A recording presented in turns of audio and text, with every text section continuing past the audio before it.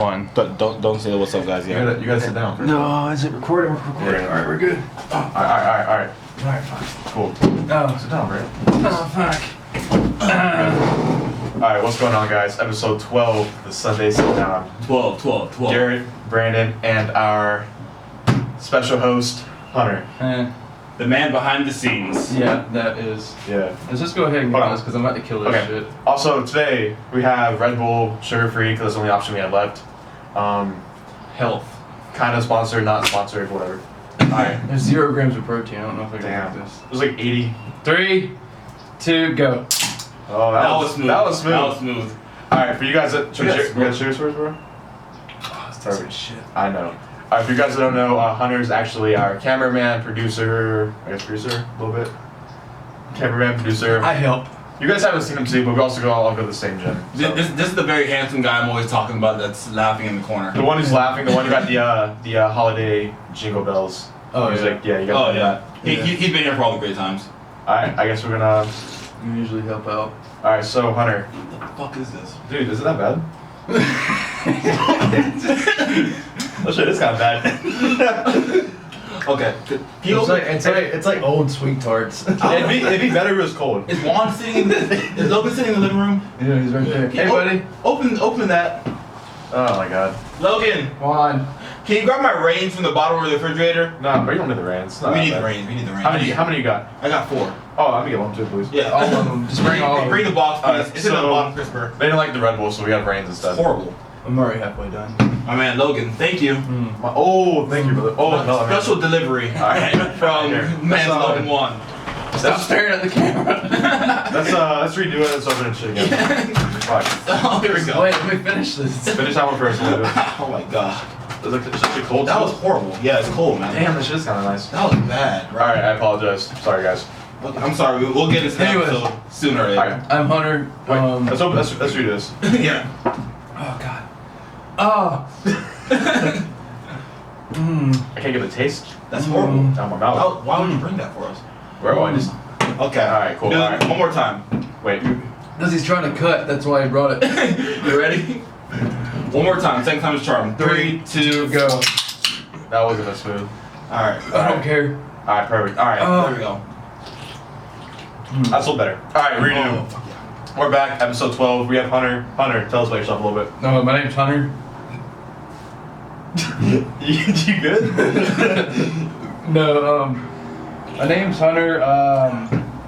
Thanks, My background is marine biology. I actually went to JU, same college that Bam Bam went to. That's where we met, actually, in the JU gym. I watched him fail at 675 conventional. Yeah. Damn. Last December, right? And then one dude was like, "Hey man, I gotta get with you to deadlift." I was like, "Bro, you can't even deadlift 315. How you gonna keep Oh, up with the that?" kind of chunky guy? No, he wasn't chunky. Wait, what happened? No, I remember there was like a group of kids watching me. You had like 7 or 8 people watching you. Back when you were like, you didn't know how strong you were. I was still on the baseball team. I was just like, He had all the plates in that. He doesn't know that like 7 plates is not a normal deadlift. Yeah. So he didn't And we're realize. all sitting there like, "Oh my god, he loaded up 5. All right, that's respectable. Oh my god, he loaded up 6. Oh my god, he went to 7." I bet you didn't make a middle jump either. He went straight No, he went straight plates. I knew it. And then- Brandon, when and he like, was like, he dusted the guy that was lifting with him. He dusted him. Like the guy stopped at 5 plates. He's like, "Yeah, that's it for It was me." Duncan, my roommate. yeah. Shit. Because we had practice after. I was just bored, so like, let's go lift, whatever. Yeah. So, yeah, that's where I met Hunter. That was fun. I remember that. Hopefully he didn't know. He didn't know. The first thing I stopped. I was like, "Are you competing?" He's like, "I'm thinking about it." I was like, "Dude, get a coach and compete." And that's where Coach G, baby. That's down the road. Yeah, that's a longer story. Yeah, I don't know. I don't know that I want to hear that. All right, Hunter, marine biologist. Let's go. Oh, me. Okay, well, Yeah, back on you. yeah, graduated JU with it's like a marine science degree, but I stayed more on the biology side because you can go either biology or like the oceanography, which is kind of like geography, physical aspects of marine water. stuff. Yeah, of water and the oceans and fish and so I like fish essentially. Currently I work for the state of Florida. They're all right. I don't know if I like the dreamsicle one was good. Oh yeah. I think I've only got these when they're warm. They're never that good, but when it's cold, it's a game changer. It's got 300 milligrams caffeine in it, so I'm about it. Shit. It says it right there. I think 3Ds are my favorite. It's natural. I go to GNC so much with the one by the beach. I feel like they annoyed me, so I just, dude, don't do that. Don't do that. What are you doing, bro? You're gonna ruin it. It's gonna be a bomb. It's gonna be a pipe bomb. Drink the Red Bull first, and then just wash it down the rain. Okay, while I drink the Red Bull, let's continue. We keep going sidetrack 100 in the middle of the story. Yeah. Continue. You're about to ruin the I whole. sidetracked my own self, so get ready. Alright. Currently working as a fisheries biologist for the state of Florida, so I get paid to count fish and. It's like dog. Yeah. No, dude, it's like stale sweet tarts. Yeah. The first 20 minutes of the video is gonna be about how much we hate this. Sugar-free Red Bull. The blue Red Bull is good. Yeah. The color ones are all good. Yeah, the color ones are good because they have sugar in it. But the original, The color ones are all good. the regular Red Bull, hey, it's MLK Day tomorrow. So. Hey, let's go. Um, What was it? Martin Luther King Day. Martin Luther King Day. Oh shit, I didn't know that. Sorry, that look. I didn't even know it's Sunday. Oh, I never know what day it is. Yeah. The regular Red Bull like this tastes like shit too. So, anyways. Well, they made them to be mixed with vodka until they actually expanded. Really? Yeah, I was reading a story. So I feel like, like you read that on Twitter. Like, yeah. well, Twitter is kind of. But like, what happened? What I saw, they originally made Red Bulls to be like for a vodka mixer, Mm-hmm. and like when they first like made them, they would take a bunch of empty cans and put them all in dumpsters outside of like strip clubs and like stuff like that, clubs and just nightclubs, just so people would think it was more popular than it was. And then it grew from there. People started buying it, and then they put it in stores, and now we have sugar-free Red Bull. Gross. They should have stayed where they were. Yeah, probably. But all right, sorry. Continue, bro. That wouldn't even taste good with like Jaeger in it either. The sugar-free. Like the regular Yeah. one tastes good with regular. I guess it's been so many drinks you have down, then you might not even taste it. If I'm hammered, it might taste good. But anyways, fisheries biologist. Get paid to count fish. Do you want me to go into more detail about what the job is and how it? I mean, It's population monitoring, so it's a lifting podcast. I don't think you will. yeah, Yeah. I do population fish monitoring. So I catch a bunch of fish and I pull heavy ass nets through hip high mud. That's why he's so strong. Oh yeah. Strong back, strong hips, strong grip. Oh, that sounds like a good mixture in the bedroom. Yeah. Anyways, Okay.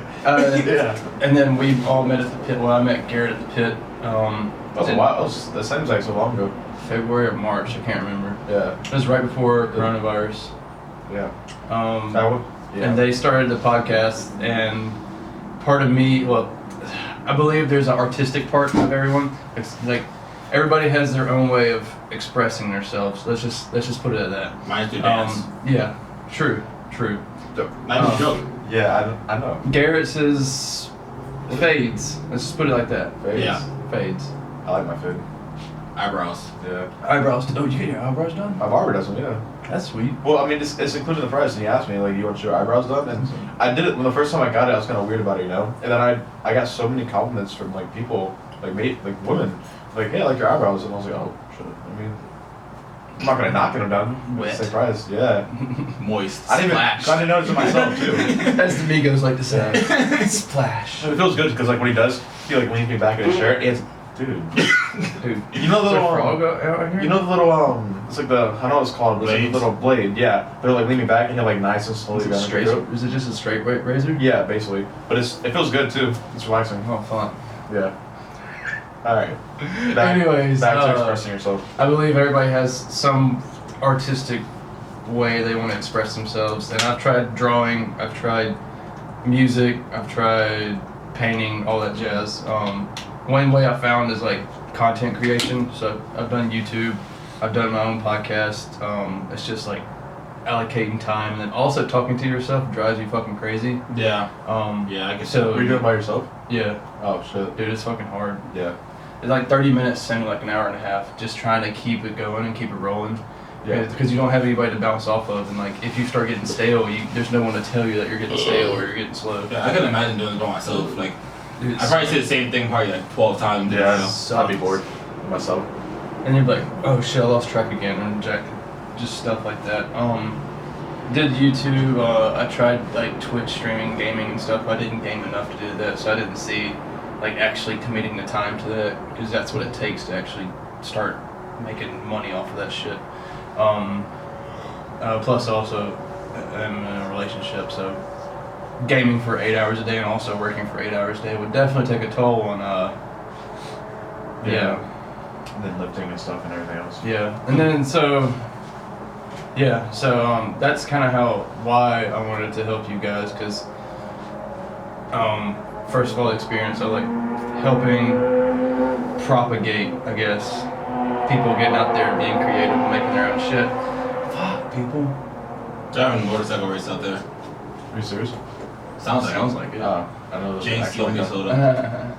I know there's actually like a competition or something going on. And I was like, and then you two guys are cool. And when I met y'all, and y'all were trying to get y'all's shit up and started, I was like, Yeah. this is a good opportunity for me to jump in and try to help somebody and show them what I already know, just to make their life a little bit easier. And also kind of scratch my itch of trying to produce something and some kind of content that I want to create. So that's why I help them out a lot, or try to at least. Obviously life gets in the way sometimes. But you showed me a lot. Like, I guess whenever hunters, I guess I'm the. Oh, I know how to ball on a budget, bro. I'm the honorary tech guy whenever hunter has something to do. Yeah, good things. I know the basics. Just plug this. Hunter literally just goes plug this in here and then press play. You should be okay. I'm like, what? Yeah. Yeah. So I had to start. Like I've got like the audio interface for like the actual XLR mics and everything, but I started with USB mics and like just Googling stuff and watching other people make their own content and stuff. You kind of learn like, oh, there's actually software you can use to make your shit sound better and yada yada yada. And that's what I'm trying to do with Bam Bam and Garrett, show them, but also become better at this. So that way, once we start growing, can I say we? Yes. Yeah, of course, bro. You're part of it. Yeah. We always say you're part of the team. Like, this is a team. So as the team can grow, and as the team grows, we kind of adapt with the changing times and everything, and keep going. Because I'm not as hip, I guess, as y'all. I'm not into the. I'm not as hip. I try to stay away from fads and stuff because that's not me. Yeah. But I like tech and I like knowing shit, I guess. This is a weird off-topic thing. I love off-topic. But you remember last time we were talking about the whole like the Trump and the whole thing going on too? Uh-huh. I don't know if it was random or just me thinking stuff or just my phone. My phone got super slow that week of like I couldn't get signal. When's the last time you restarted your phone? Because they recommend doing weekly restarts. Every phone company does. I did it last week Because it refreshes your cache and like data and cookies and stuff. I did it this week when it started acting up too. I just turned it off and back on. I didn't even start it. I just turned it off. You also got an older phone too. That's It's considered. It's 11. Oh, it's 11 now. Yeah, I got upgraded. I mean, I turn my phone off and back on all the time because like. I do mine once a week. Because like I mean, you know, every time. I think you're also probably iPhones, overthinking shit. Yeah, well, you freaked me out. I mean, you're like Civil War's coming. We're all gonna go now. I was like, bro, what you I'm mean? kind of a conspiracy theorist. I like reading them. I don't usually believe them. I was like, they're fun to read. Bro, it's Sunday. Like, Gary, it's an iPhone. Whenever new ones come out, the old one gets slower. That's Just turn true. it off, turn it back on. but like I had the 6 for so long, and it maintained, and I was like, I put that big Dude, I had investment. this 7. I did 7 for like 3 or 4 years, and that bitch never died. Exactly. My- So I was like, my this thing lemon is, died real quick. I feel like what they do with the like they don't really care about the older iPhones or whatever. Yeah. But I feel like the generation right before they make those slower. Yeah. So it makes people like want to get the new one. Bro, it's like- because like you know how long Yeah. you know how long it takes me to post Instagram video.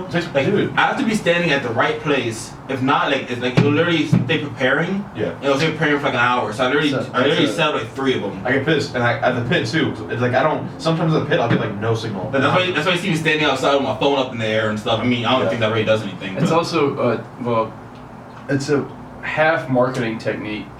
Like you were saying, like, oh, this shit's slow, time to get a new one. Yeah.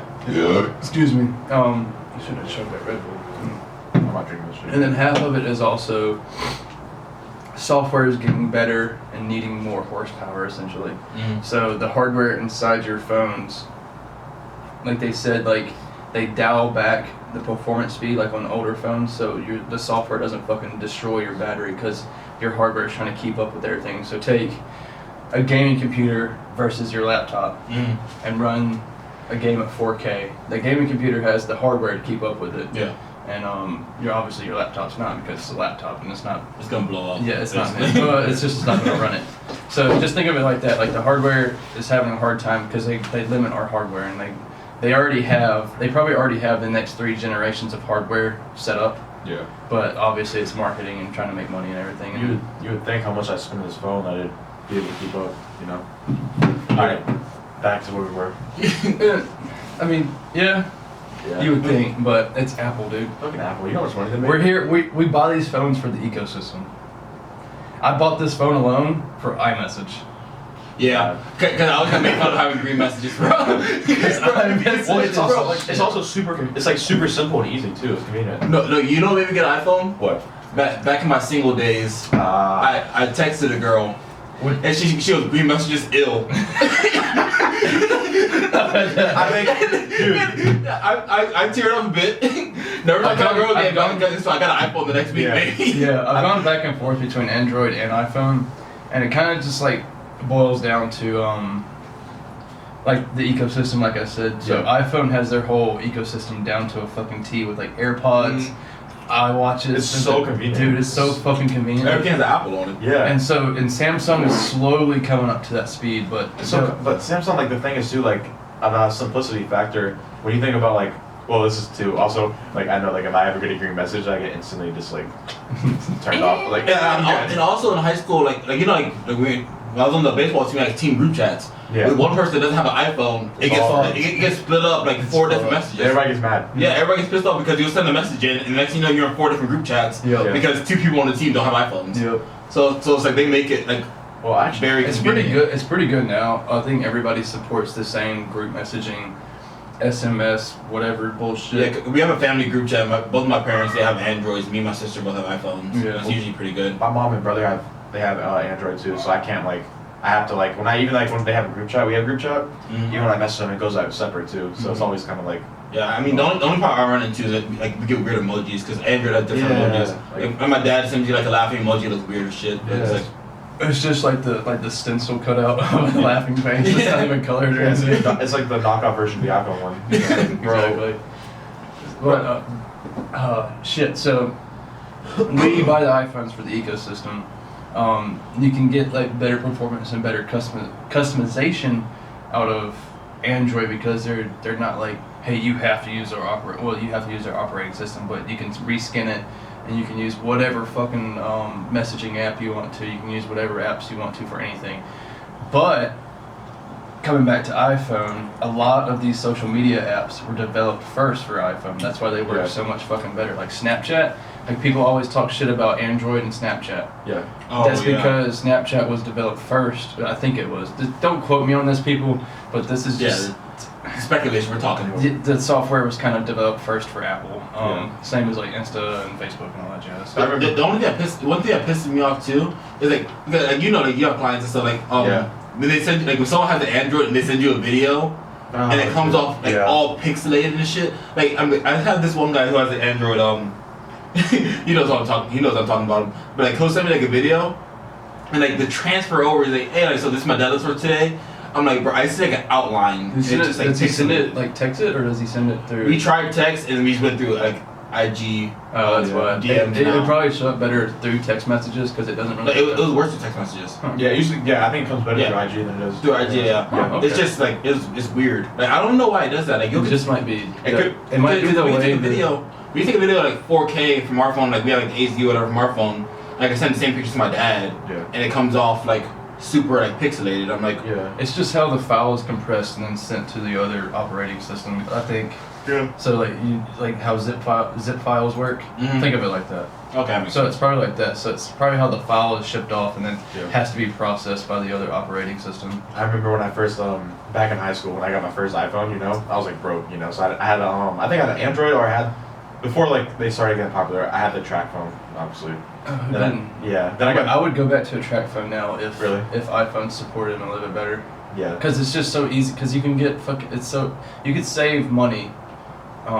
Just going back to like the pay for whatever minutes or whatever. I had a BlackBerry for the longest. The BlackBerry's the best phone ever. Well, I didn't have it. I wanted a BlackBerry. BlackBerry never broke. I had a Razor, and then I had the Razor 2, and then I went to iPhone. I had a sidekick, but I got a BlackBerry. The first time I ever got an iPhone, it was actually my first like girlfriend. She got me an iPhone 6. Oh. And that shit lasted me like 4 years. Damn, was she rich? I don't know. It was. I think it wasn't that expensive. It was like $200 or $300. I don't know how she bought it. I don't know. She stole it. When I was in high school, I didn't spend more than $5. Shit, that's what I'm saying. Like, I wasn't gonna buy I didn't get a phone until I was 13. We broke up, but I kept the phone, so it's perfect. It works. It works. It was like the lasting legacy. I was like, you know what? I'm never going back to Android. I mean, this kind of like flipping it backwards. like it's just such like a small world because, so back to like the story like how we all met Hunter. So I met Hunter at a JU gym. I met Garrett through my girlfriend. Oh, you're gonna introduce a girlfriend on the show? Yeah. She'll love this podcast. Yeah, she's gonna love this. Yeah, Oh my god, you talk about me, huh? Yes. So I think you should take me out today. Splash. so I met Garrett through her, like 2 different scenarios. Like they went to high school together, but then like we all ended up like Hunter went to the same gym as Garrett, but then Hunter met me at JU because he went to JU, and then now we're all just here. Like it's just like weird, like how everything kind of works. Life's weird because I remember he asked me about you, and I was like, I think you said something like, oh, do you know like Brandon? And I was like, yeah, like how do you know Brandon? I was like, when I was there, like no one knew you. Yeah, I was like the first one I knew you. I mean, we didn't meet officially until the summer. Yeah. Like, I mean, we talked and stuff. We sent each other like on like Instagram DMs and stuff because we were both like into lifting. And we talked, but slid into the DM. oh yeah, I sent them all my sumo videos from the background. Well, I'm sure the repost angle. your girlfriend's gonna love this, but yeah, back when I first found out about Brandon, I was telling the story. I guess. Cool. I don't care. Yeah. I mean, I don't know the story. Well, like you said, I met. I don't know the story. so I guess I can share it. Do you think I fucking remember? I met Brandon through his ex-girlfriend. Okay. No, sorry, through his girlfriend. She'll kill you. Oh, you're fucked. Yeah. Well, I knew her in high school. We were really close friends, and then she like started telling me like when they first met, like she was talking to this dude. Well, when they first met, they weren't dating. It was a little less unofficial than that.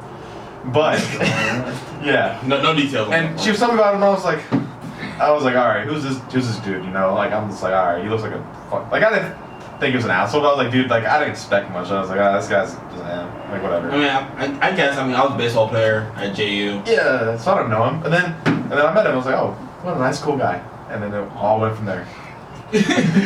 We're so off track here, but we need to. Okay. We don't have a track. I know. I was like, all right, here's another dude that she's talking to. Let me go check him out. And I was like, all right, why is he in my DMs? Let me go see what's up with him. Okay, I didn't slide in your DMs that early, asshole. Listen, so no, but it was like I thought you don't remember the story. yeah. no, because he's trying to put it in a way that I was like desperate, and I was just like, No. I'm gonna try to get cool with her friends. Ladies. No, man, no. See, what happened was she was like, hey, my friend lifts, because I was just getting into lifting. I was finishing up baseball.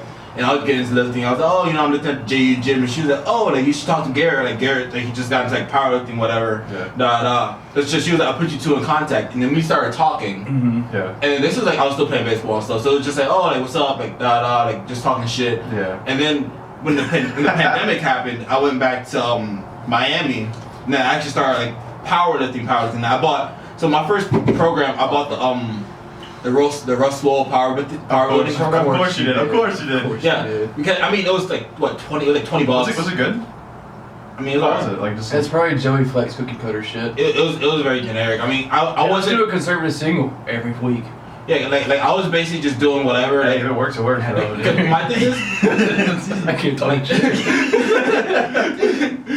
so I was programming for myself like when I was on the JU gym because like I'm a kinesiology major, so like we learn how to program and do all this other stuff. So I was programming for myself, and I got tired of doing that shit because I was like because you know when you program for yourself, you kind of go off track because you're like, oh, like I'll do a single at RP of 7, and then you're like, oh, one more feel good, I'm gonna send it. And it never goes how you think. yeah. So I bought that program and then started talking with Garrett because like he was like checking up on my form and stuff. Because I was like, I knew the body, I knew everything worked, but like Garrett was a powerlifter actually, so I asked him some questions. Oh. And then went from there. I mean, started lifting sumo. That's when we really started talking because he was trying out sumo as well, which looked fucking brutal.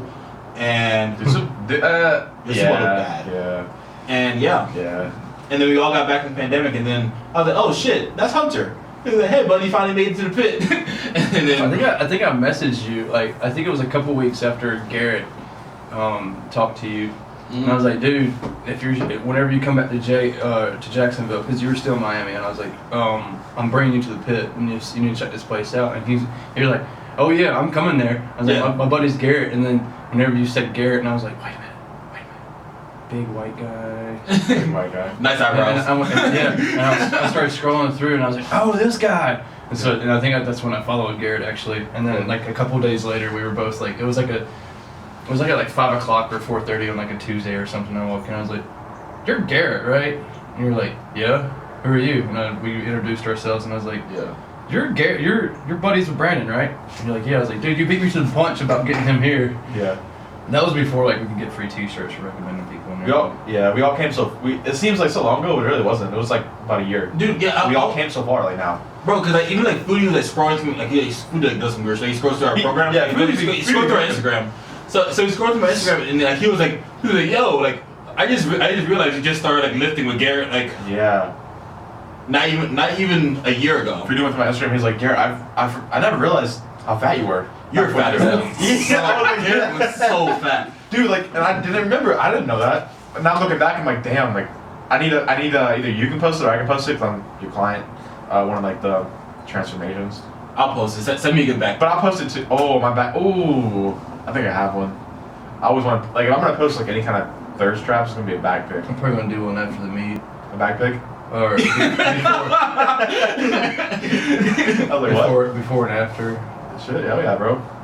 Fuck yeah, I want to do one too. I think I'm gonna do because after the meet, well, I'm gonna take a one before how I was like kind of like fatter. Yeah. That's the one to now, and then one from the meet from like around 264 to whatever I go down 240, 250ish. What's your caption gonna be? Well, it's gonna be obviously something geared toward my business or something too, you know. Fuck with me way back there, but how about now? Here it is. I'm up right now. I got it. And I'm stuck right now. You gotta go Drake. No, it's gonna be something about like be the product or something like that too, you know, like Oh my god. yeah, kind of cringe. But hey, like I mean, You might as well just type into Google and be like motivational quotes. well, it's real, bro. Images. I noticed like once like I actually like started like listening to my own advice, like doing things I need to do, like I got better, business got better. Booming. Damn, that's crazy. I think I said something to you about that. That's crazy, man. I don't think so. You actually listen to me. Shout out to all the pairs. But speaking of the meat, Rick Ross. Oh, okay. I was like, Jesus Christ, people. I'm not that old, am I? speaking of the what's meat, your Rick Ross? shut up. Nobody say anything about the meat. Oh, you see that video on Twitter of him jumping off the bridge? No. Dude, I gotta show you. Alright, look it up, we'll finish our thoughts. It was like, I don't know what it was. It was like, oh, Rick Ross is he got his speeding ticket and it was slow motion and popped out of the bridge. I'm gonna pull that up. Alright, you look it up. Oh, Jesus Christ. Speaking of the meat, how excited are you for that? I'm pretty pumped. If y'all don't, I think we mentioned this last podcast with Adam. I'm doing the same meet as Alright. Garrett. Adam, did you find it? Yeah. Okay, we're gonna watch this real quick. Alright, let me give that out of context. I think it's a music video, but Rick Ross gets pulled over and he like jumps over the bridge to avoid the speeding ticket. And some of the captions are like, all the fish looking up like. Alright.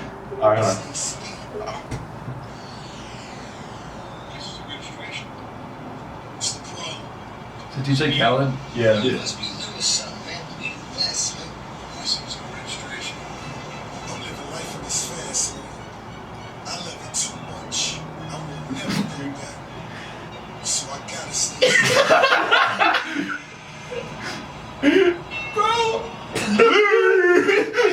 I don't know why that shit was so funny. Bro, it's the way he runs away. He's like, the speeding ticket. I'm like, bro, he's so big. The way he runs, he's like, bro. Okay, so The poor ankles. Hair. So I made that video. I was like, dude, This is good. I had to link that in the bio. oh, Jesus Christ. In the description. Oh, shit. Okay, so let me jump over. I gotta post that. so the meat. The meat. Oh yeah, right. The one in February. If you didn't watch the last episode, everybody sitting at the table is besides Brandon should be competing in that meet. I'm coaching. Yeah, Brandon's coaching. So me, Garrett, Adam, is Foodie still? Did Foodie take our advice and go for it? I think he's doing it. Yeah. Okay. I hope so, because that'd be really fucking sweet. And then there's a bunch of the women from our gym doing it as well. But I'm pretty excited. I've always been the smaller kid. I was like 130 pounds until like I was 18 or 19, so I was a late bloomer. So getting numbers that I never dreamed of, like all my working sets with squats now are above 350, and I never thought I'd be doing that. You and Adolfo have been getting you right, bro. Last July, not last July. July 2019, I couldn't squat 135 pounds to depth. Oh Oh shit. my gosh. So July 4th, 2019, that's when I man clean. Okay. All right. So yeah, July 4th, 2019 is when I started trying to get back into lifting and everything. And for like that first 4 to 6 months, I didn't know what the fuck I was doing. I was just trying to lose weight. So I was like 205, fat, flabby.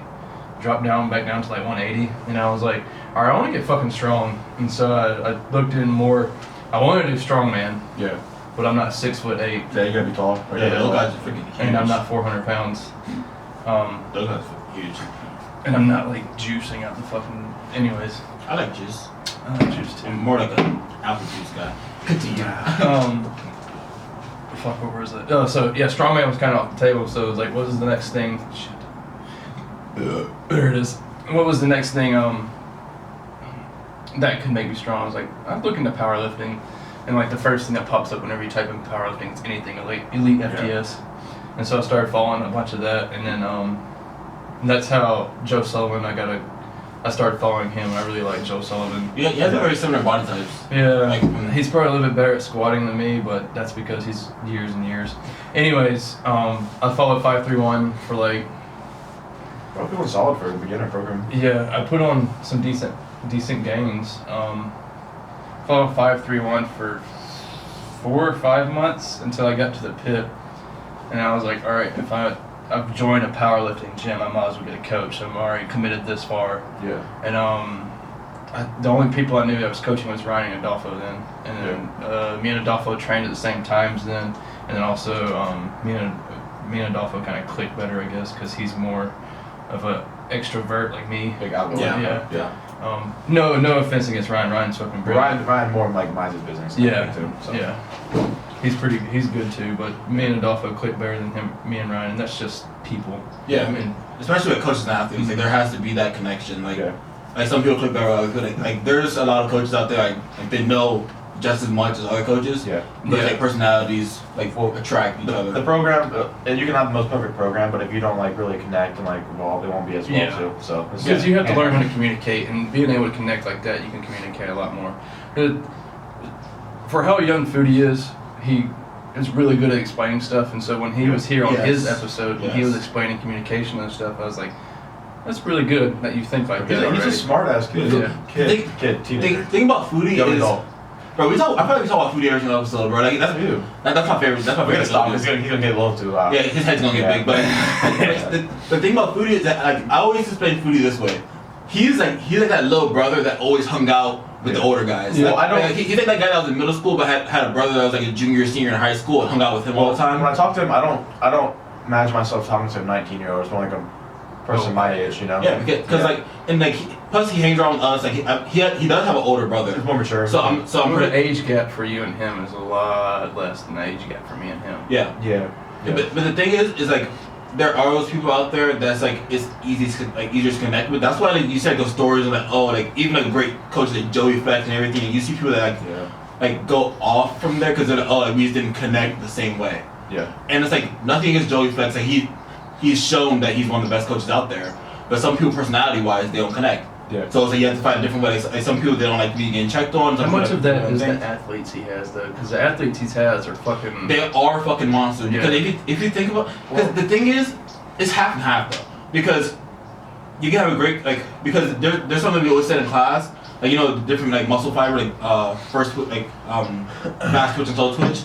Like you can't make someone slow twitch fast, but you can make them faster. Yeah. Yeah. So it's like if he has someone that's not like they're not genetically super strong, we can make them stronger, but we can't make them total 2,500. Yeah, but like I guess also like obviously there's gonna be the people that are. There are gonna be the outliers. Yeah. Like we're outliers. Like you get someone, especially like someone like let's say Russ Wool. Like, Russ Wool, he's fucking football player. He's a football player, genetically gifted, whatever. Like you get him on a great program. Yeah. You get young him and actually show him how to live to get him on the right program. He's gonna become strong. That's why you always say those football players, like those super strong guys, come out of nowhere and they fucking just hit it off because. Well, I see a lot of Joey Flex hate for like the things he does, the way, because if you look at it, his methods are pretty unorthodox. Like it's not normal. Like and like I mean, obviously now it's more mainstream too. Yeah. But like if you looked at it like 5 years ago, it probably wouldn't be as much. But whatever people can say whatever they want, it works. It works. He's one of the best coaches of all time. And you know? it's also the thing about science. Like science changes every single year. Yeah. Like, every single year is like something, and things work different for different people. I saw a good quote too. I was actually Joey Flex is probably one of my like favorite coaches to follow. I like a lot of his stuff. I think it was Johnny Candido talking about it. I don't know, you guys know Johnny Candido? You know Johnny? Yeah. Check to make sure the audio is still recording now. That'd be unfortunate. Keep going. But no, he was like Johnny Candido was talking about Joey Flex. He's like one of the great coaches, and people always want to hate on Joey Flex for not having like the perfect like micro, meso, like whatever is like the perfect cycle to plan, like all this like very advanced stuff too. And then Joey was just like, yeah, like just kind of overthinking training, you know. Like obviously there's a full like intellectual part to training too, but it doesn't need to be super complicated too. You just lift heavier, you lift better. Yeah, you stay consistent. Yeah, it doesn't need to be like super advanced, like complicated, you know. Yeah, like there are fancier ways of doing it.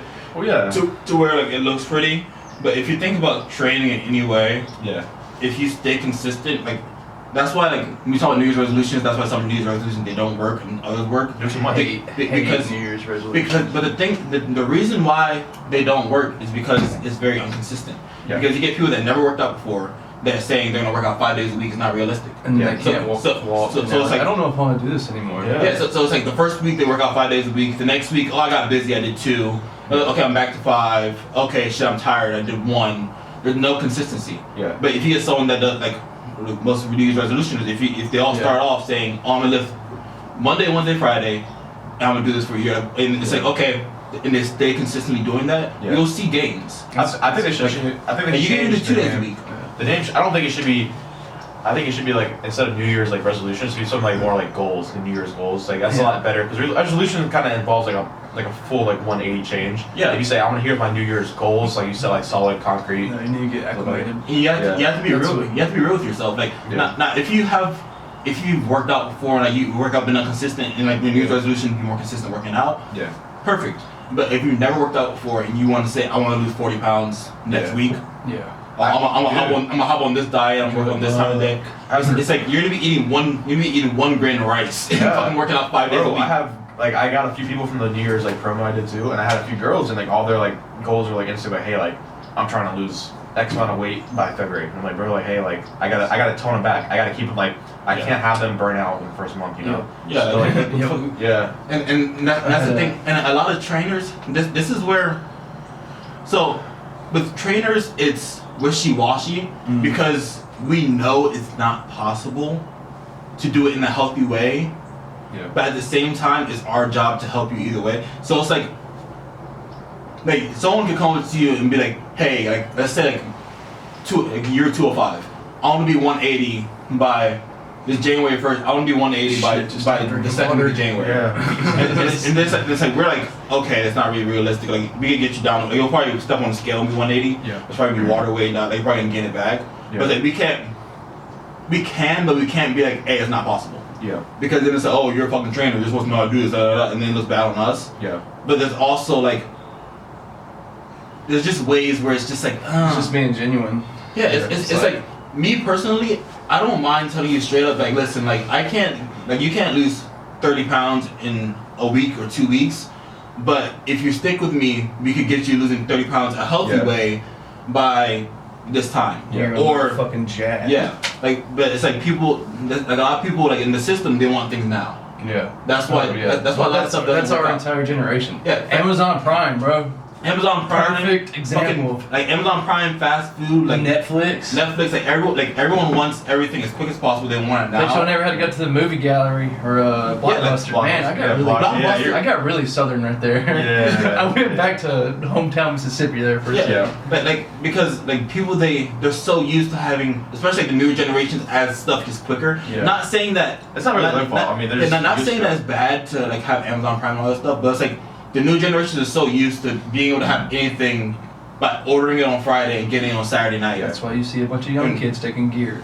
Yeah. Anyways. Dude, that's a whole different discussion. That's a whole different discussion. We're gonna hop on that next. But it's like We're going off on that next. Are we gonna hop on the next? Yes, Fuck we it. Because Alright. Let me get this out first, because I'm not a trainer, but I'm from a biology background, and going through school and stuff, adaptation and evolution was one of my big things that I really liked, because you could I like looking at things and seeing, especially with people, and I guess fish too, because that's what the fuck I work with, but seeing like how these adaptations help them survive. So you take like me, I've done my genetics test, and like I'm pretty much perfect to ride a horse if I lost a couple pounds, and also be on a boat. Because like my dad's side, pretty much ride horses. Anyways, I can go into that further in another discussion. But there was one old friend from my hometown. A month ago, 2 months ago, I don't know, but I've been posting some of my gains a little bit more on Instagram, just because I'm at a point where I'm like proud of what I'm doing now. Like I have really high expectations for myself, and I'm the hardest on myself, which is very cliche to say, but that's what it is. That's how it should be. Yeah, and I, like, if I don't think, like I hit a 385 squat single the other day, and I don't think it was good enough to post it. Yeah. So, I almost did the same shit.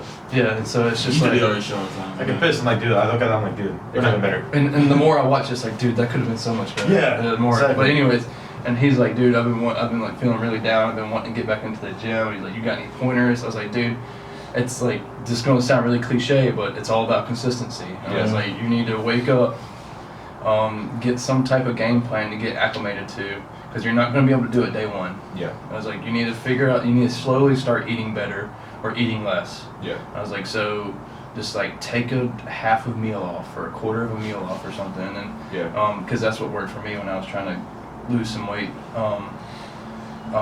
And then I was like, if you go back to the gym, start at like 2 or 3 days and just do like full body if you want, but keep the rep range like 10 or something. You feel like you have 2 to 3 more reps. That way you can fucking acclimate, and you can walk the next day. Yeah, that's a good point. So I was gonna say too, as an example for like you or like other trainers too. So like a normal progression, like when I get like a new person, or like guy or girl, I start them off very slow. Yeah. And they don't like that too. So like I'll say, hey, No, they want to feel like they did fast. it. Like, oh, I want to feel like I can't walk tomorrow, so I feel like I did something. Yeah. No, fuck There's no. And I'm like, all right. So the first No. thing, like step one, I'm trying to get you No. like consistent with working out. So like, hey, the first week or two, we're gonna get you in the set routine 3 to 5 days a week. I need you to come here first. Start walking. Yeah. Number two, once we actually master when you showing up to the gym for our sessions, now on your own, the days you're not here, I want you to go for a 15-20 minute walk. Yeah. Boom. Once that's done, all right, now we're gonna work on nutrition. Now that you have the gym, walking, I want you to start tracking calories. That's perfect. And then like those little things, we slowly start doing them. That way they don't get overwhelmed the first like 2 months.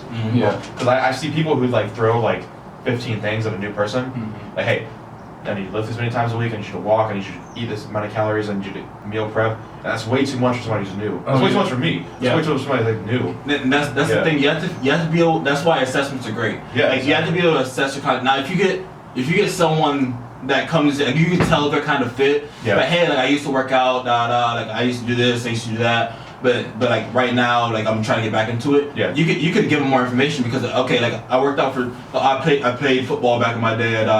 So, okay, cool. So like you know these roads. Yeah. But if you get someone like, hey, I never worked out a day before my life, then you have to take like the different roads, because like even you've had you have a couple guy clients that have done like normal like bro pumps and stuff like that.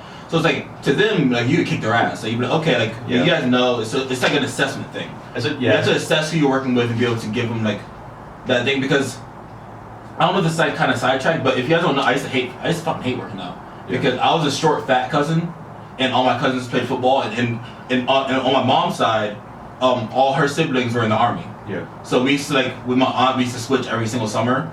So like I'd go stay with them for the summer. So I have my 3 football playing cousins, and military aunt and military uncle, and when we got in trouble, we had to work out. Yeah. So it's like you have to do push-ups, to do step-ups, So you have to do wall sits. Yeah. So I used to fucking hate working out, because it was that thing. It was like, oh, like if your cousin gets in trouble, you guys are all fucked. Psychology. Yeah. So psychology. I was small and fat. I didn't hit my growth spurt yet, so I used to hate working out. I mean, look at me now. I love working out, but it's like you have to figure out like you found the positive what's the thing I'm thinking of? You just found the positive reinforcement or the positive thinking or the positive thing to relate back to lifting and working out. Yeah. Because you grew up as a punishment. Of course, you're not gonna like it. Yeah. Just like how it's just like training a dog. If it pees on the not really. If it pees on the floor, you kind of scold it and then take it outside and let it finish. So it relates that peeing on the floor is a bad thing because I get yelled at. Yeah. And the thing was, it was also, I feel like what made that switch for me, because a lot of people, they have that switch what makes them get into working out. What made that switch for me was, I was the youngest. My youngest cousin came along, but I was the youngest. And my older cousins used to always have to fight for me because I was a short fat cousin. So like we all go outside and play football, and I fucking sucked. I was slow. I didn't like whatever, but they were good. So it's like they worked out, did all this stuff. I didn't do that. So they just had to fight for me. I hated them having to fight for me. Because it's like, oh, I feel like a piece of shit, like da da da. So that got me into actually like working out more and wanting to play sports. So that's long story short. So I got to baseball, lifting, da da. But it's like everyone starts somewhere, and through assessments you can figure that out and actually find out better ways to train people. Because I don't train you the same way I train Hunter. I won't train Hunter the same way I train Foodie. No, and it especially comes down to, I know like for me personally, like you said, it depends on the person. I have the guys I train, they're kind of more used to working out. They just want some different, like they want more like strength too. Those guys, like I'll try to whip your ass, you know. And then obviously smart fashion too. But the girls, like most of the girls I get, they're fairly new lifting. They haven't lifted, so it'd be kind of very slow working back into it. Kind of. And it's like, dude, we were talking about something before. You can't. Well, the young kids on steroids we were. Oh yeah, we're gonna get to that. But it's just coming from a regular person's point of view, and not like a trainer or somebody that's been in exercise science or kinesiology. And that like all this cliche shit you hear, take it as advice, because you just have to be consistent, and then know, like everybody harps on auto regulations. Like, that kind of is important, especially when you're starting off, because if you go and squat and you try to max out or do max reps with some stupid weight that you can't do, you're not going to walk for 2 weeks. That's how it was when I first started back. In July, I couldn't walk for a week and a half because I did a fucking CrossFit workout, and it was like 7 sets of 8 bullshit at AMRAPs or something. I told you that day I did that one CrossFit workout with my internship. Oh, that shit fucked me up. I was like sore for the day of. I was like, dude, this is not good. And what people don't understand is training frequency. So it's like how, like you grow by how much you can train. So it's like if you train so fucking hard to where you're pushing your muscles to the point, because like every time you work out, like your muscles tear and they repair. So it's like if you push yourself so hard to where your muscles are torn to 48 hours. To where you can't work out for a fucking week. You just missed the week of progression. You just missed the week of getting better. You just missed the week of your muscles growing. So now you're spending all this time to recover just to go do it again. So it's like instead of working out where you can do 5 days a week, now you're doing 2. And it's not like it's like fucking space science or some shit. There's astrophysics. There we go. It's not like it's space science. It's not like it's It's like you have to think like your body needs repair, like time to repair. So if you do like a 3-day, like starting off 3-day split, you have literally 48 hours in between each session to repair, and that's the top amount you need, I guess, nowadays. I got a question. This is way off topic too. I just saw this argument on Instagram. Do you think to consider yourself a powerlifter, do you need to actually compete or plan to compete, or can you just say you're a powerlifter by the way you train?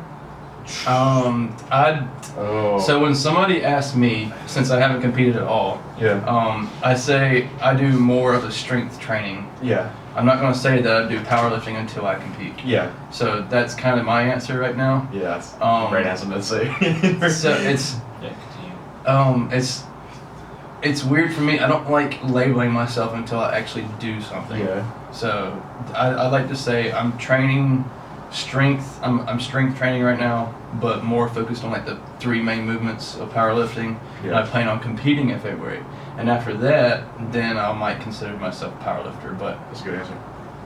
My answer is. But I'm also the hardest on myself, so I probably won't really consider myself a powerlifter until I break a certain total. Anyways, I do the same shit. So. My answer is yes, you can consider yourself a power lifter if you have the means to compete. So there's a difference between being a power lifter and a competitive power lifter. So if you say I'm a competitive power lifter, that means you're competing, you're doing this, you're doing that, But if you're a powerlifter, that means you do powerlifting training. Yeah. And you have the means to compete. Now, if you're just like go back to if you say like doing strength training, that means okay, I have no means to compete, but I train like a powerlifter. Like I focus on the 3 lifts. It's like I do strength training. Yeah. Then it's like, okay, cool. But if you're planning to compete, because that's like someone saying there's like they do like stone carries, but they don't want to do strongman competition. Like, no, you're not really like you're not really strong. You train like a strongman. Well, it's like a bro like working out and saying, hey, I'm a bodybuilder, but like, do you compete in bodybuilding, or I aspire to look like a bodybuilder? So, like, so I feel like the distinction is if you have if you have the thought of competing. Yeah. If you have the thought of competing, then you consider yourself a powerlifter. Now, if you already compete, you're a competitive powerlifter. Like so there's different like tiers. So like, I'm a national level powerlifter. I'm a competitive powerlifter. I'm a world class powerlifter. Like there's different tiers. Yeah. To like once you compete or once you have, it's just like a mindset type thing. That's true. It also depends on what you're known for as well. So take. Words. Let's just say you get clout from being super strong at the top 3, but you don't compete that often. You might have competed like once or twice in the past couple years, but you're known as a powerlifter. And say you're a fucking powerlifter. Yeah. Because that's what people know you as. It's like a lot of people at the gym probably consider me a powerlifter because I train that way and I hang out with all y'all.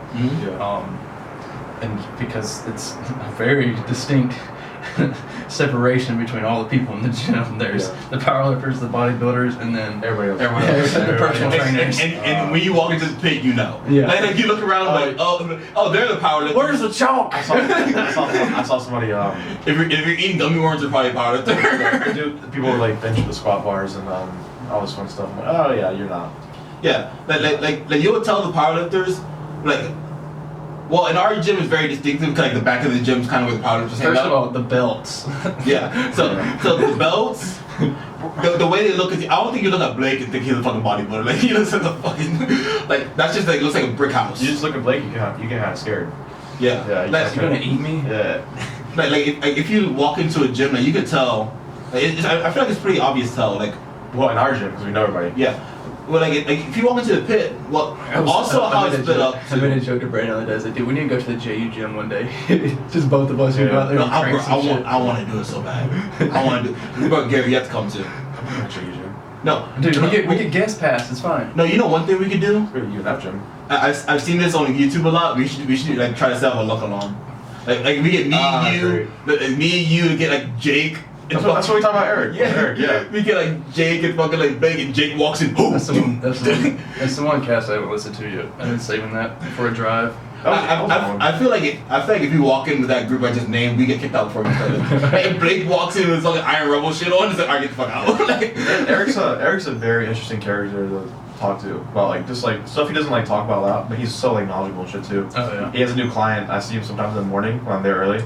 And he's whooping the fuck out of him. Oh my! But I think I know who you're talking about. That was on the belt spot. Yeah, dude. I know who you're talking about. Bro, he had like 14 plates on that bench. No, Eric did like, oh shit! He did a pyramid up. He did a pyramid up and weight, and then he dropped it down, and then he went back up. Same set. I was like, what the fuck? Bro, I was killing this man, dude. Bro, I was squatting. I had my earphones in. I heard no. I look over there. I'm like, yeah, this guy, he getting fucked up. Is it the skinny kid? Yeah, he like laid down. He laid down in a belt squat. I was like, he's getting fucked up. I was like, I'm on my business. It was one Saturday. It was only me and Jake left there because we both had SPD and we got in there late. And Eric came in and I'm like, "What's going on, Eric?" He's like, "Not much." And he was cleaning shit. And then he's like, "I'm just waiting for a new client." I was like, "Oh, sweet." And the client walks in. It's like the skinny kid. And I was like, "That can't be him. That cannot be He's him. gonna die." It cannot be him." And so they're up there talking, and the kid pulls out his stuff. I shouldn't say kid, but the guy pulls out his stuff. Yeah, he's kind of older. And shows Eric what he's doing and everything. And they talk, and then Eric comes back there. I was like, "Did he just hire you for personal training?" And I was like, he was like, "Yeah, I'm pretty excited." I was like, "Does he know that he hired an IFBB pro as a personal trainer?"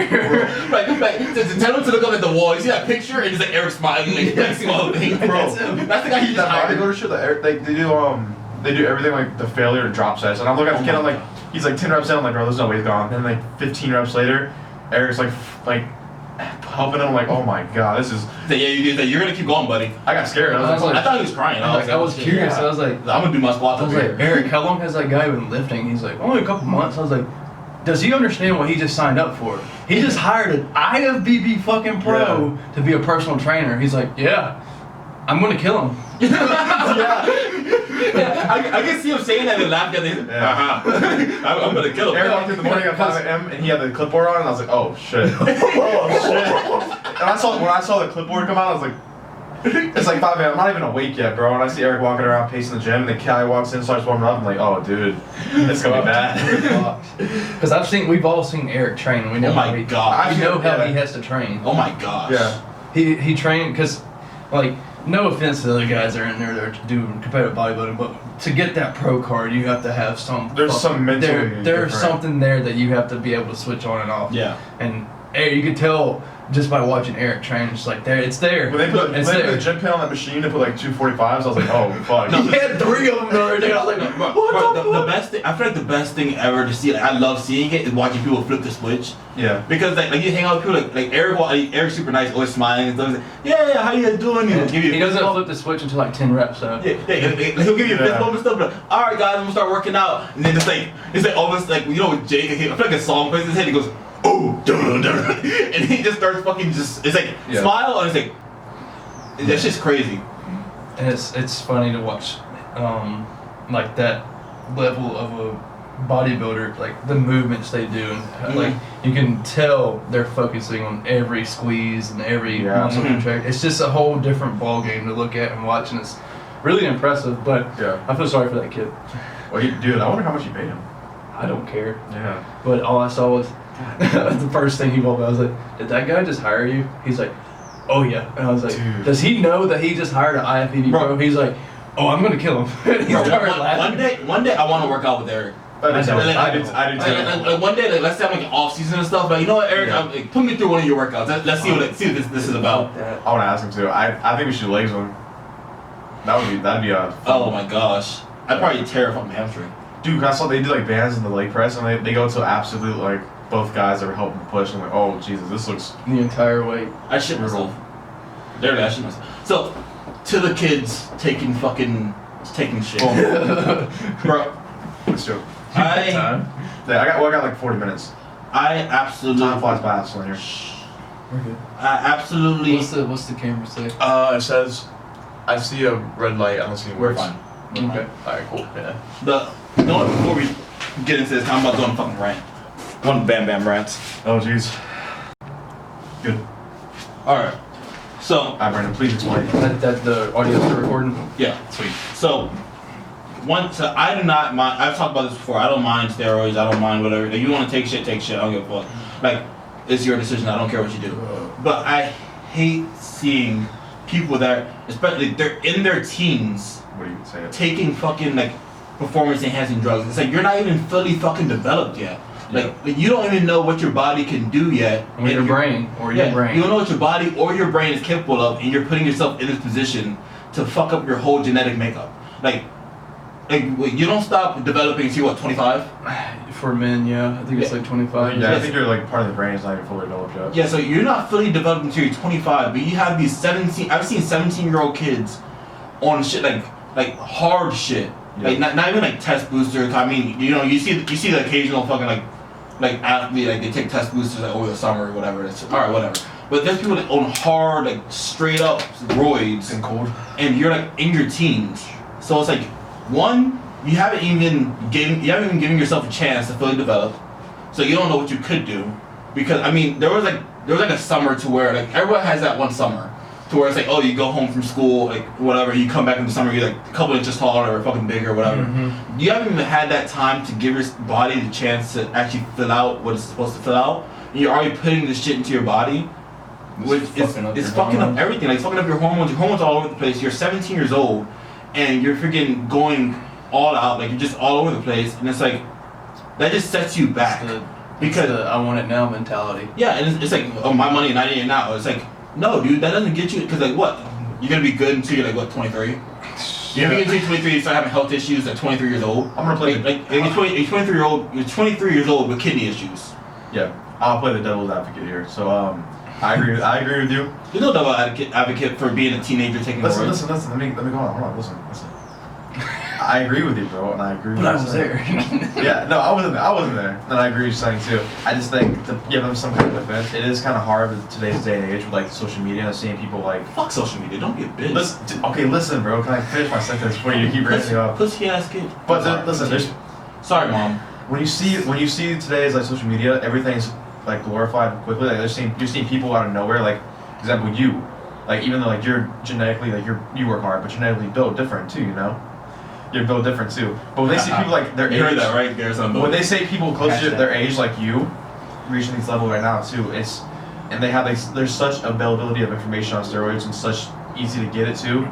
I don't agree with what they're doing, but the times are changing. It's easy. The temptation is like right there for them to grab it out. Yes, times are changing, but being like I'm gonna call myself a man of science. Being a man of science and knowing what the body goes through and what the body does in order to keep regulation the same, like because you know when you take stuff, your body stops producing it, right? It's also pro-choice too. So it's like I mean I don't like. I'm just saying, bro. I get it, but like, let's put this in a science thing. Yeah. We can talk science. So We can talk science. So when you start taking shit, like let's say you just want testosterone, whatever. Your body stops producing it because it's getting it from an outside source, right? Yeah. So it's like okay, whatever. So it's like, now you start taking this stuff, your body stops producing certain hormones. Now you're at a deficit. But it also produces other hormones to keep everything in balance. Yeah. So keep that in mind. So like let's say testosterone and estrogen. Yeah. Perfect thing. You're taking a shit ton of testosterone. PSA: men do produce estrogen. Yes, men do project. That doesn't mean you're gonna have fucking double D's, but but it's wow. but the thing is that so you're putting your body in this position thinking that's already gonna get this right. So you're overloading your body with testosterone. So you stop producing it. Now you're producing more estrogen in order for it to even out. Yeah. That's why you get what's it called pitch sits. Yeah, gyno or whatever. Gyno. Yeah. Well, you get You can tell. your body changes in different ways to basically even out the shit you're putting in your Who body. was the fighter? Stylebender that just came out and he had some saggy titties and people were like, yeah, he had a bad cycle or some shit. And it's like especially at the young ages, most people that take steroids at the young age, they don't understand the complete cycle. I don't understand the complete cycle because there's a way where it's like you take it for a certain amount of time and then you're off of it and you have to take something else in order to balance it out. There's like a whole situation. So these kids are just taking some shit that they figured out on the internet. TRT. Yeah, they're taking some shit and they don't do the correct off-time That's thing. where you fuck yourself. And then they're all fucked up. Because I think We know a kid like that. We know a guy like that. Young 18, 19-year-old guy who's such shit and got mentally, that we don't talk to. Oh, yeah. And it's like And he's still going harder. Like it just puts. I apologize for the podcast. He won't see this. It puts your body in it's putting your body in the worst situation ever in order to get the best out of it, and it's also making later life fucked up. Yeah. Because now you're 18 years old with all these mentally fucked up things because you didn't take off cycle correctly. And you're bald. And so it's like so now you have all this extra estrogen, you have all this extra this, and then your body's not producing that. So now it's like your body's all out of whack. You're pissed off all the time, and you're fucking 19 years old. I wanna rant too because I know like alright, this is kind of going off what you're saying too. Go. But I'm basically done ranting. I'm cussing a lot. I told my mom I tried to stop cussing. Alright, so Hang on, synopsis. The reason these kids get fucked up is they don't know the science behind it, and that the off cycle, or not off cycle, but the trough, the recovery trough after you get off of peaking is very critical. Yeah. And anybody that's done gear will tell you that straight up, I believe. And disclaimer: I have nothing against gear. I do not care. Like I know people that are on. I do not care. Like we wouldn't see the crazy shit that we see now. I mean, I love it. I don't care. I've thought about it. I love that shit. Because there's a difference between being against it and just personally just not wanting to do it. I personally don't want to do it. I have nothing against it. I have something against younger people that have no idea what they're doing it. Yeah. Now you go, Garrett. Okay, cool. Now you're good. All right, so I think on most topics I'm pro-choice. You know, like I don't care. Like do what you want to do. Whatever. Yeah, of course. Yeah, but it comes down to the issue of like I've seen, and I have a lot of friends that are girls and women, and like they have a lot of girlfriends. I know I had to phrase that correctly. I have a lot of friends that happen to be women too. Yes. And they've dated and had experience with dudes who have been on stuff, and that's where it gets tricky because most of those experiences with dudes who are on heavy doses, especially like the early ages, it always goes bad. Like it's either abusive like psychologically, mentally, and physically, and that's where it's like, all right, that's where I kind of draw the line too, you know? Like, you can take shit, like, I don't care, do what you want to do, but when it comes to the issue, like, where you're ruining relationships, hurting people, hurting your family, friends, all that stuff, then it's a whole different kind of ballgame, you know? It's a domino effect. And I know, like, so many girls, like, it's crazy how you think about it. So many girls, like, I've had a relationship with, or just like friendships, experiences, whatever, with, who've had, like, been dated or been people who've been on it, and it's usually the same thing. They've been hit, they've been physically abused, like, and they're all like mentally like still kind of damaged from it too. And that's where it's like that's the line I kind of draw on the issue too. Like, do it if you want to do it. Comes down to the first thing too. Like, we know people who are both sides. People who take it and like they're totally cool. People who take it and they're not. You know. Yeah. If you're gonna take it, you still need to make sure you're still in a good mental spot and you're not taking it out. Well, the people we know that take it too also do the research that's and required. they do it the right way. Yeah. And that's the main thing. So there's two main things I have against younger people taking it. One, you're not fully developed. Two, you're not doing it the right way. Those are the two reasons why I have a fat issue with that. Yeah, because I mean, it's like it's just so sad seeing like kids that are still in high school taking shit. It's like, dude, like you didn't even get your pee-pee wet yet. Like you're fucking out here, like you're doing this shit. It's like you're still learning about your body. You're still trying to you're still hitting puberty. Like you haven't grown a beard yet. Well, I'll tell you, you're like, doing all this shit. from 20 to 22, like, obviously, like, we're natural, but just that 2022, like, my mental, like, age has. If you didn't know, we're natty. Yeah, we're a little natty. I pissed in a couple months. Even like besides physical changes, even besides physical changes too, just like the last year or two, I've gone through so many mental changes too. So I can't imagine that mental growth in like even the last few years for me versus somebody who's actually taking very hard stuff at that young age. Because mentally, you're already like when you're a little bit younger, like 19 or 22, you're still. It was bust nuts. Yeah, well, you're still mentally not there. You know, like you're still mentally like, all over the place too. Well, you're not mature at all. Yeah. No. So imagine adding that stuff in the mix, and that's Still like, not. I'm 25. And most So it is. like most of like your psychological and physical changes are gonna happen between the ages of what 21 and 25. Probably. Like those are usually the ages because like I mean there's some like early bloomers that have full grown beards in like 8th grade. But I knew a guy who had a fucking mustache since like 5th grade. But they don't grow anymore after that. Yeah, he's like 5 foot tall with a mustache. But it's like there's so much growth left to have, and like you're just stopping that. Like it's like you're not giving yourself a chance. Like you don't have like there's people that do this. Like okay, just think about this. How about you just train more consistently, or you find a coach, or you find someone to show you how to train, versus saying, oh, I'm gonna take this and do 4,000 bicep curls. Bro, I'll tell you what, bro. This kind of goes with kind of similar topic, but it's always about like kind of like get it quick mentality. I know so many people, not even my clients, but other people I've seen, they want to buy the fat burner pills, they want to buy the stomach trainers. I'm like, bro, why don't you A, hire someone that knows what they're doing, or B, do your own research, and you'll make double the progress without that, just by eating better, sleeping better, drinking more water, protein, all that stuff, versus buying the $100 pills that do nothing but make you like. You want to know the one thing that was probably 80% of my weight loss when I first started back, like the 25 pounds that I lost. Nutrition, but cutting out sugar. Like I drank a fuck ton of Coke, and I completely cut Coke out and just drank water. And like within a month and a half of doing that, I lost like 10 pounds. Dude, when I went on that diet too, I cut out fast food. Sorry, I cut out fast food for that like first couple of weeks, and dude, it was just like day and night. Bro. Yeah, it's. Yeah, if you want to talk about like just like human anatomy and just like humans in general, if you didn't notice like before there was like civilization and stuff, it was seeing that those people were fucking jacked. Yeah. You know why? Because they hunted for the shit. So they ate the protein, they ate the greens, did that. They carried all the food, so it's like they're naturally doing stuff like there's something called the caveman diet, where it's like you eat it's a bunch of meat. You have like your green leafy greens, and then like you work out a certain amount. Dude, and it's like you also eat organs, and because that's but like livers and kidneys and stuff. There's a lot of nutrients in livers that it's easily available to us since we're omnivores and then also carnivores.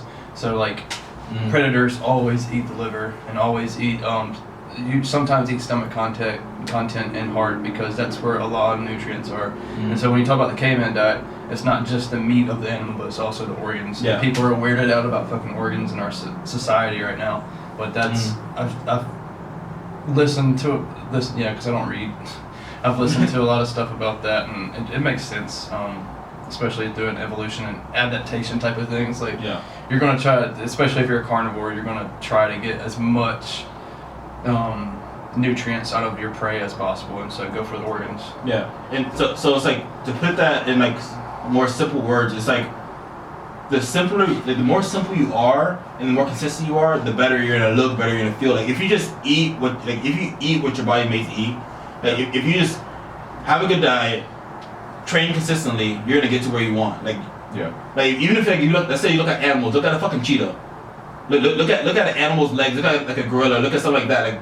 Like have you seen like how jacked gorillas are? Yeah. Do you think they fucking They're mostly mostly herbivores too. Yeah, they still eat. They eat good.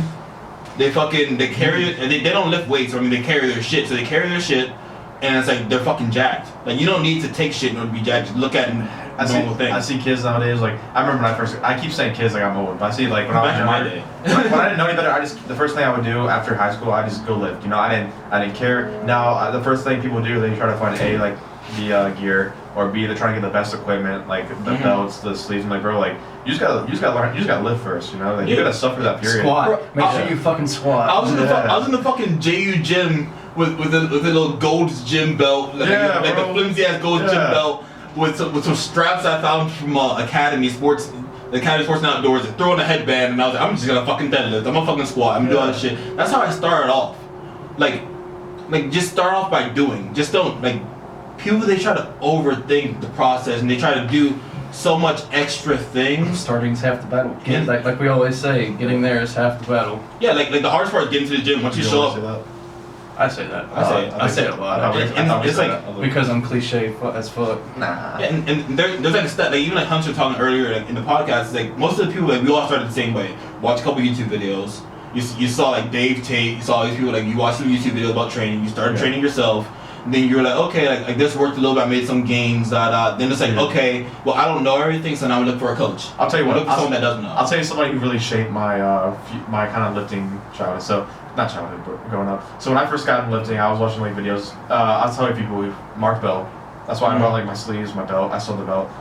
Rich Piano, bro. Do you guys know Rich Piano? Oh yeah. Yeah. Dude, when I was watching his videos, like 5%. I love like I don't like his supplements, but I love like his videos, and like he was really entertaining, but he was also talking about steroids. He's very open about it too. He was telling like young kids like don't do it, you know. Mm-hmm. He was like one of the ones who was first open, like, hey, don't do this. Eat, sleep, lift hard. To be big, you gotta eat. Yeah. Rest in peace. That was the first person I heard say that. That was one of my first like YouTube like people I watched religiously too, and I look back and like damn, like I was like 17, 18 doing that, but he actually gave out like the most solid advice, especially the young kids. We need somebody like that nowadays. Yeah, I mean, cause think about it. Have you heard the acronym KISS?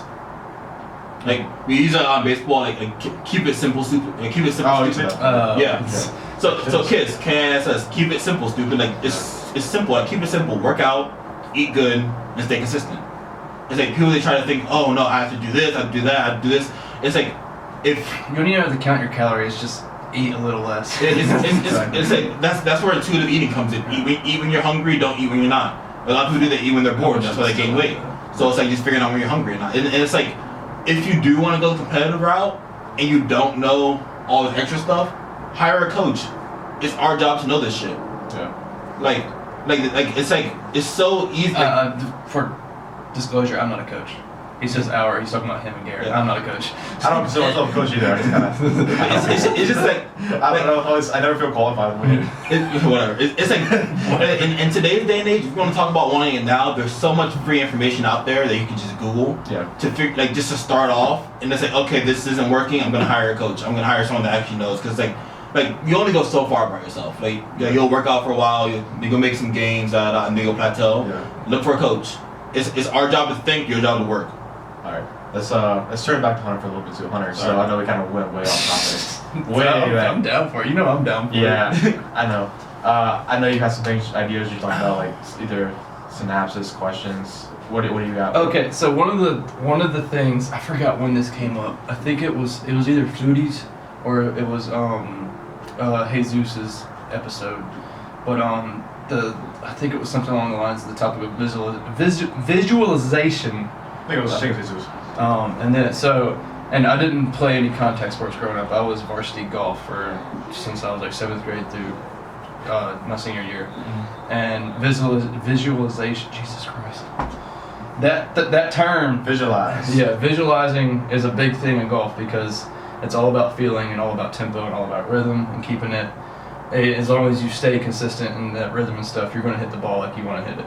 And you two being former athletes as well,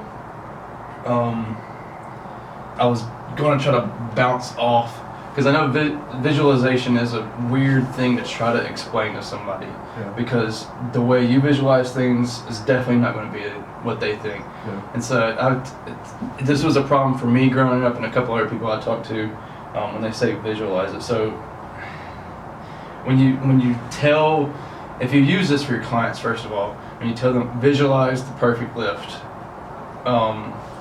what exactly do you mean? Because whenever I think of it, it's like looking out from a third person point of view and seeing everything move properly and smoothly in a straight line. But as I became more in tune with my body, it's more along the lines of how should I feel in this position and how should I feel after that position.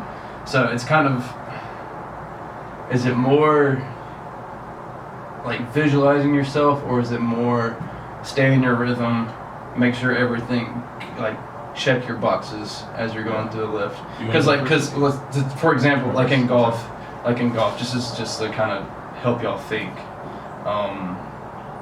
In golf, visualization is for me was feeling, making sure my hips were open or whatever during my backswing or something, and making sure my wrists are broken when I'm coming down, because in baseball you keep your wrist like this the entire time. In golf you have to break your wrist so you don't shank it. So it's like, or my wrist, like as I'm coming down, make sure you break your wrist. So it's all like a rhythm thing, like tap tap tap tap tap tap. So that was more visualization, but I think people take it too literally. So I don't know if y'all use it for y'all's clients, like visualize the perfect lift, visualize yourself. Are we talking? Alright, so I guess are we talking about like visualization of actual like a lifting, or just like in life in general? Yeah, I mean it's a lifting podcast. Okay. So for me with lifting, so I'll bring it back to my baseball days. With baseball is, you hit a ball well if you don't, like how it feels out the barrel. Yeah. Like there's a certain way, you hit off the cap, your hands hurt, you get jammed, your hands hurt. You hit off the barrel, it's like nice, like sounds like a trampoline. Yeah. So it's like I was more of a feel visual like that. I didn't visualize the perfect swing. I didn't visualize all that stuff. It was like a feel thing. So let's say for a squat. Mm-hmm. For a squat, when you're comfortable, like it's gonna be a good lift, like the way you walk it out. Yeah. Like you pick it up, you walk it out, and it's like you feel nice and tight and everything. That's where I start too. I visualize a feeling.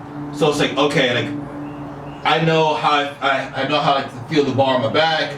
I know it's strong, like when I walk it out, strong, feel stable. I'd like to visualize that, because if you visualize the lift, I feel like you can't be too broad with it.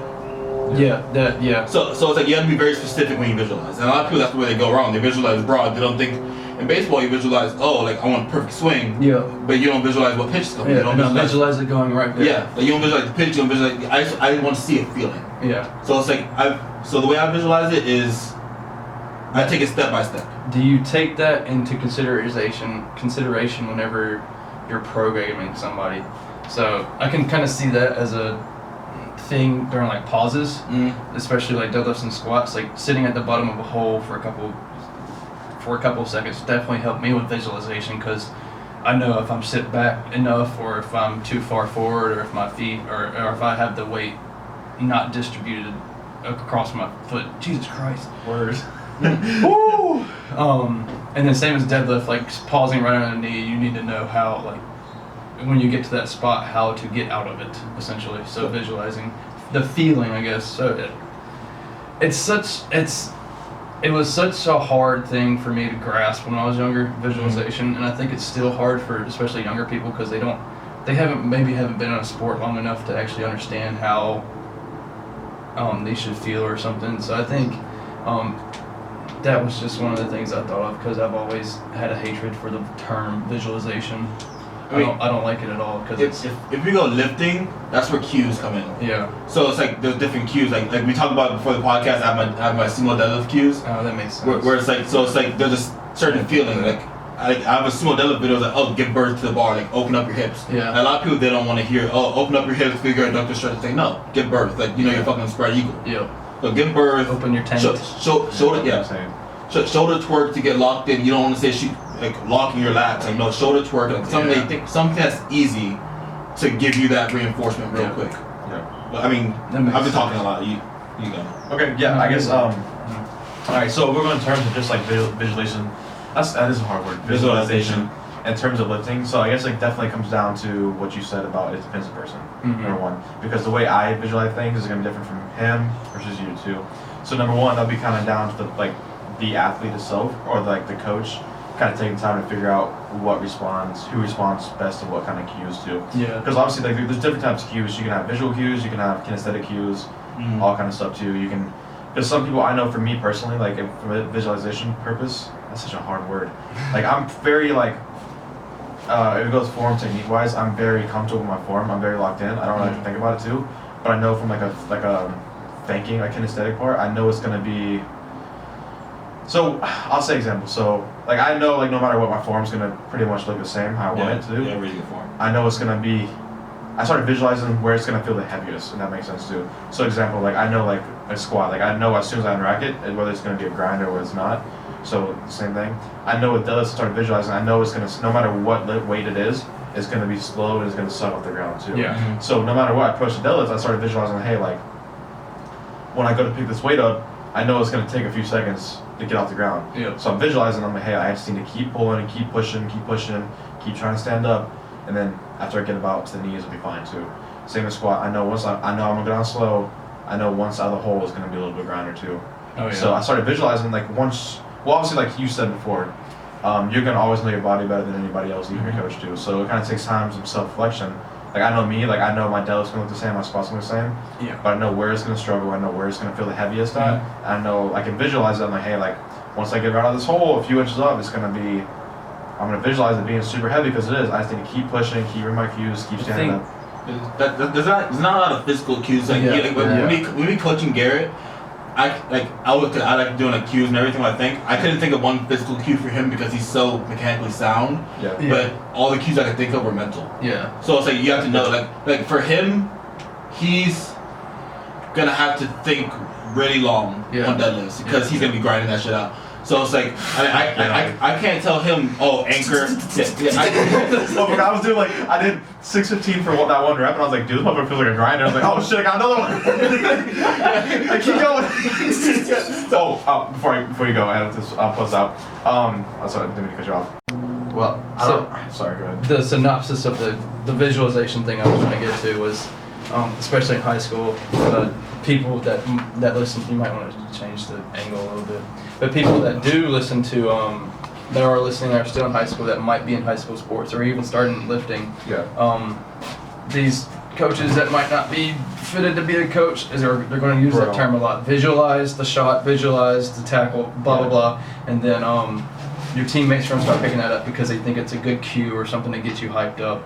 I'm trying to get these guys who have had sports backgrounds, and also that's what they studied in college, to kind of make it, whenever you hear that term visualize, to make it click with you, because it was always a struggle for me, and it always pissed me the fuck off whenever I'm on the tee box and people like visualize the perfect shot, and it's like, all right, you just threw my whole shit off. You just threw my whole entire walk up and my whole entire rhythm off because now you got me thinking about some shit I'm not going to do. So I think the synopsis is, once you get to know yourself, find that rhythm or find that point that is like a reference point. Yeah. If that makes sense. Yeah, because I mean, it's kind of not the same, but like, I know most high school coaches are not well equipped to do their job, whether it's like actually lifting. I can look back now, like obviously I don't know. Well, in my experience, a lot of the high school coaches don't have like an actual coaching or have a degree that references back to coaching. They usually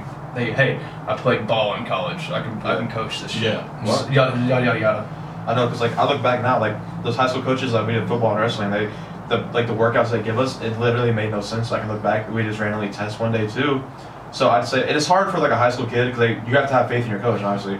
But I would say never don't always keep doing your research, always keep learning more.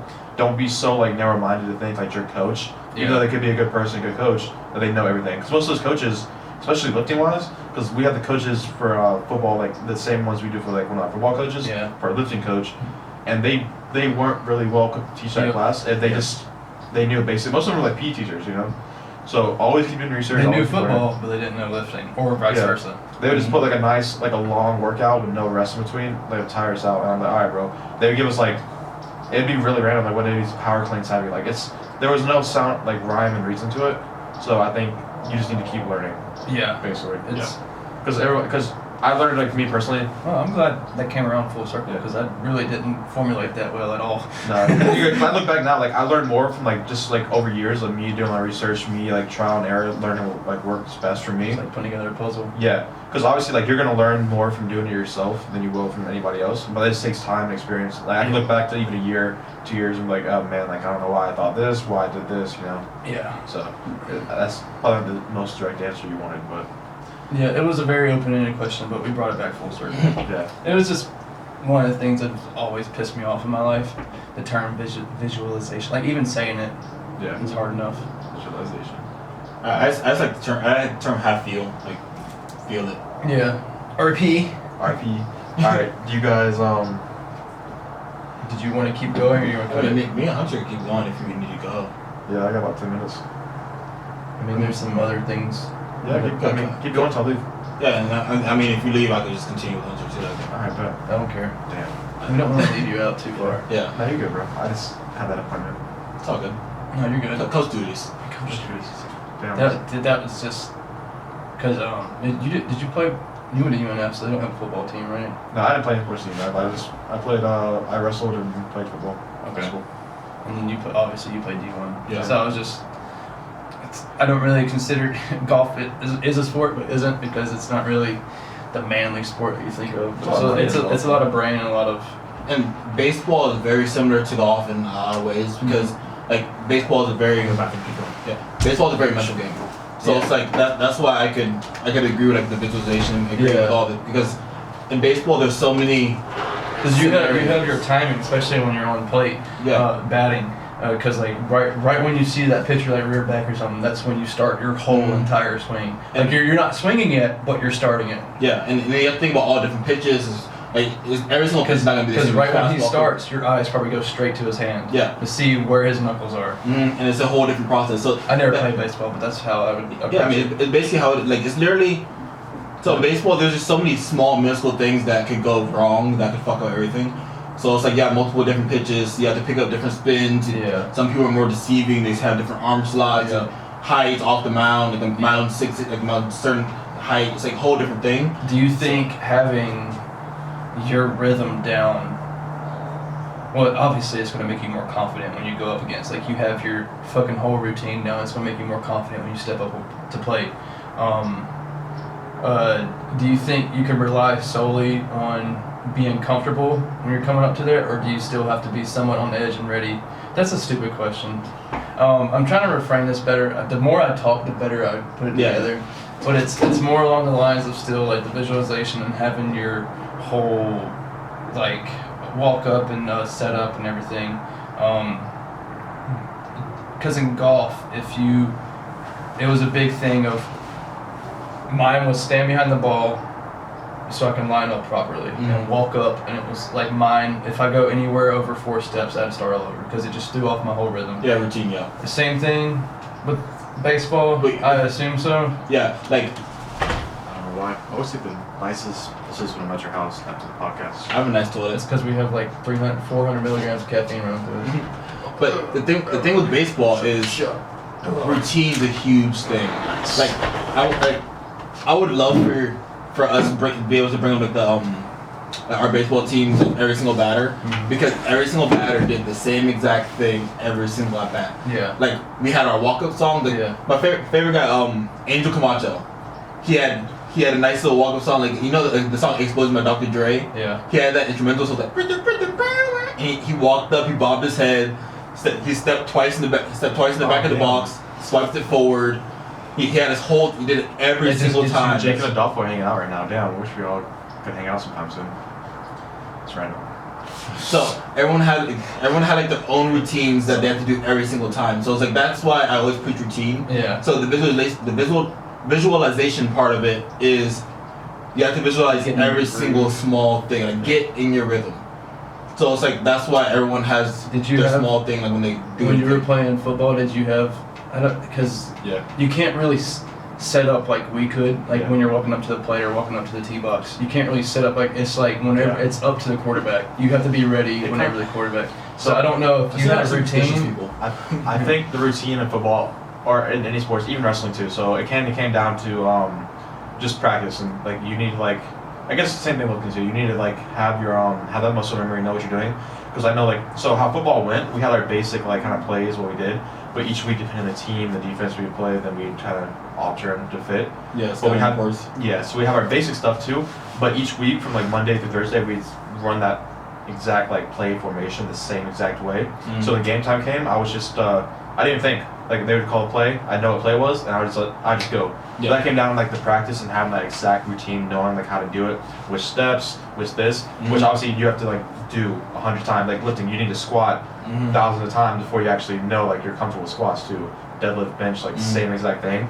You have to just do it so many times. Same anything too. Like you like business, life, training a client. You need to be able to do it so many times before you're comfortable. You don't have to think about it anymore too. Yeah. Same wrestling. Like when I was wrestling in person, like I had like no matter who the person was, I would have my same like steps, my same setup, and I would know like how I'm gonna react. If they do this, like they take a shot, I'm gonna sprawl. Like if they go this way, I'm gonna go under. Like those things just come with actually doing it, habits, practice, being like perfect too. But you know, if that makes sense. Yeah, You just have less room for error in those sports like that. Yeah.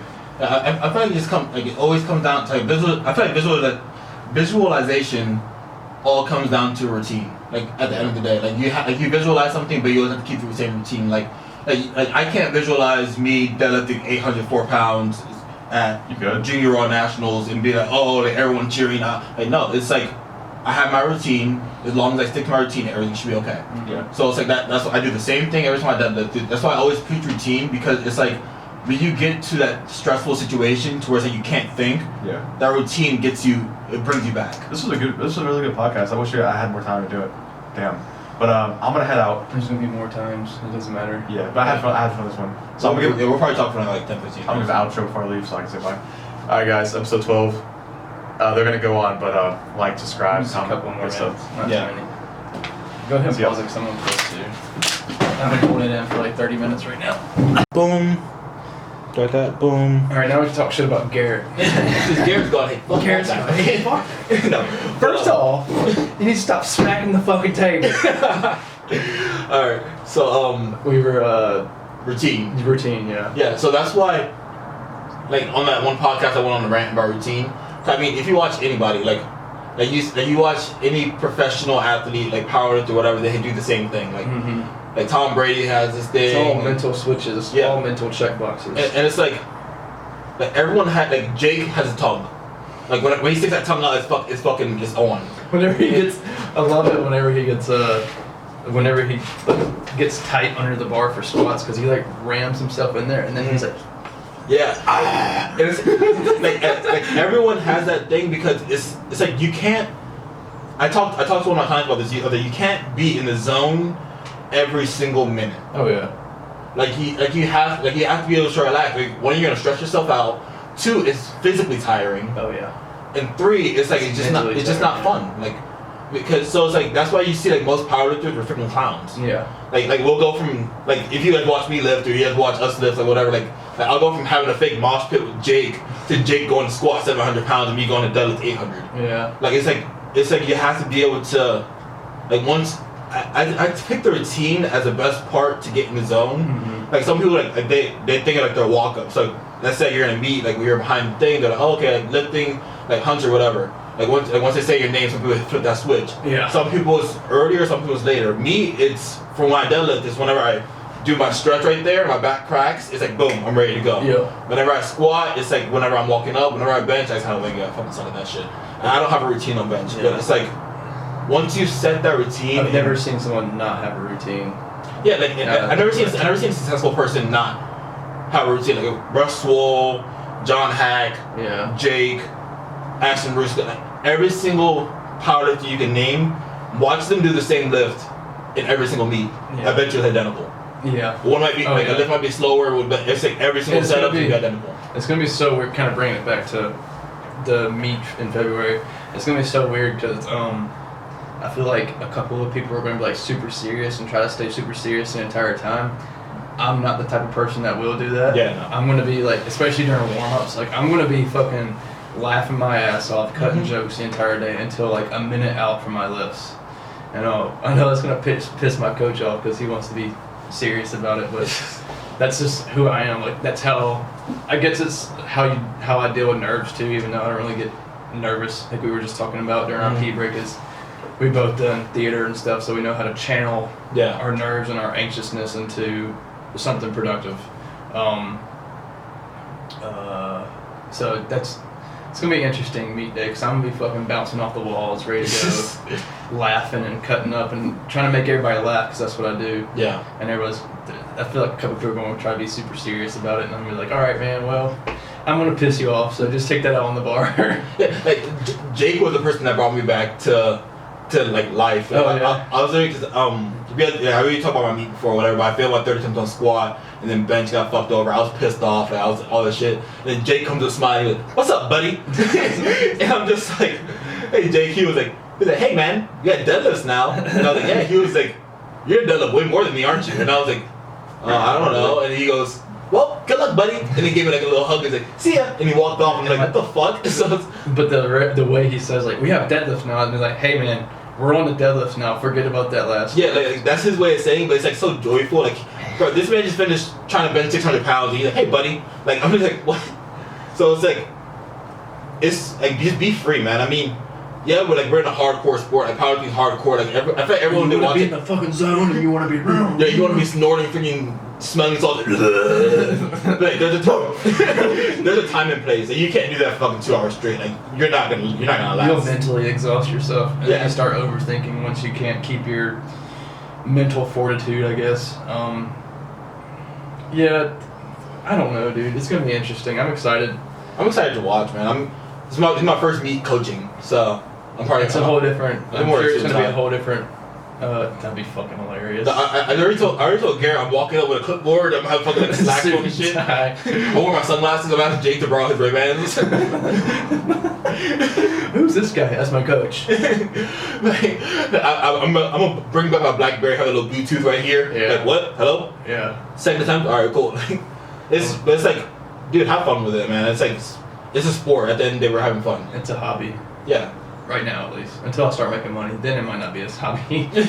No, I'm gonna have fun. I hope the other guys do too. I hope nothing gets too competitive. I know we do all of our shit talking, and we probably talk shit behind each other's backs, which is cool. I mean, I don't really care. It doesn't bother me at all. I've shit talked with the best of them in the South, for God's sakes. I've shit talked to English and Spanish. I'm from Miami. Shout out to the 305 boys. But I hope for this meet, everybody just goes in and has fun, and nobody tries to compete, because we're all kind of on different levels. Yeah.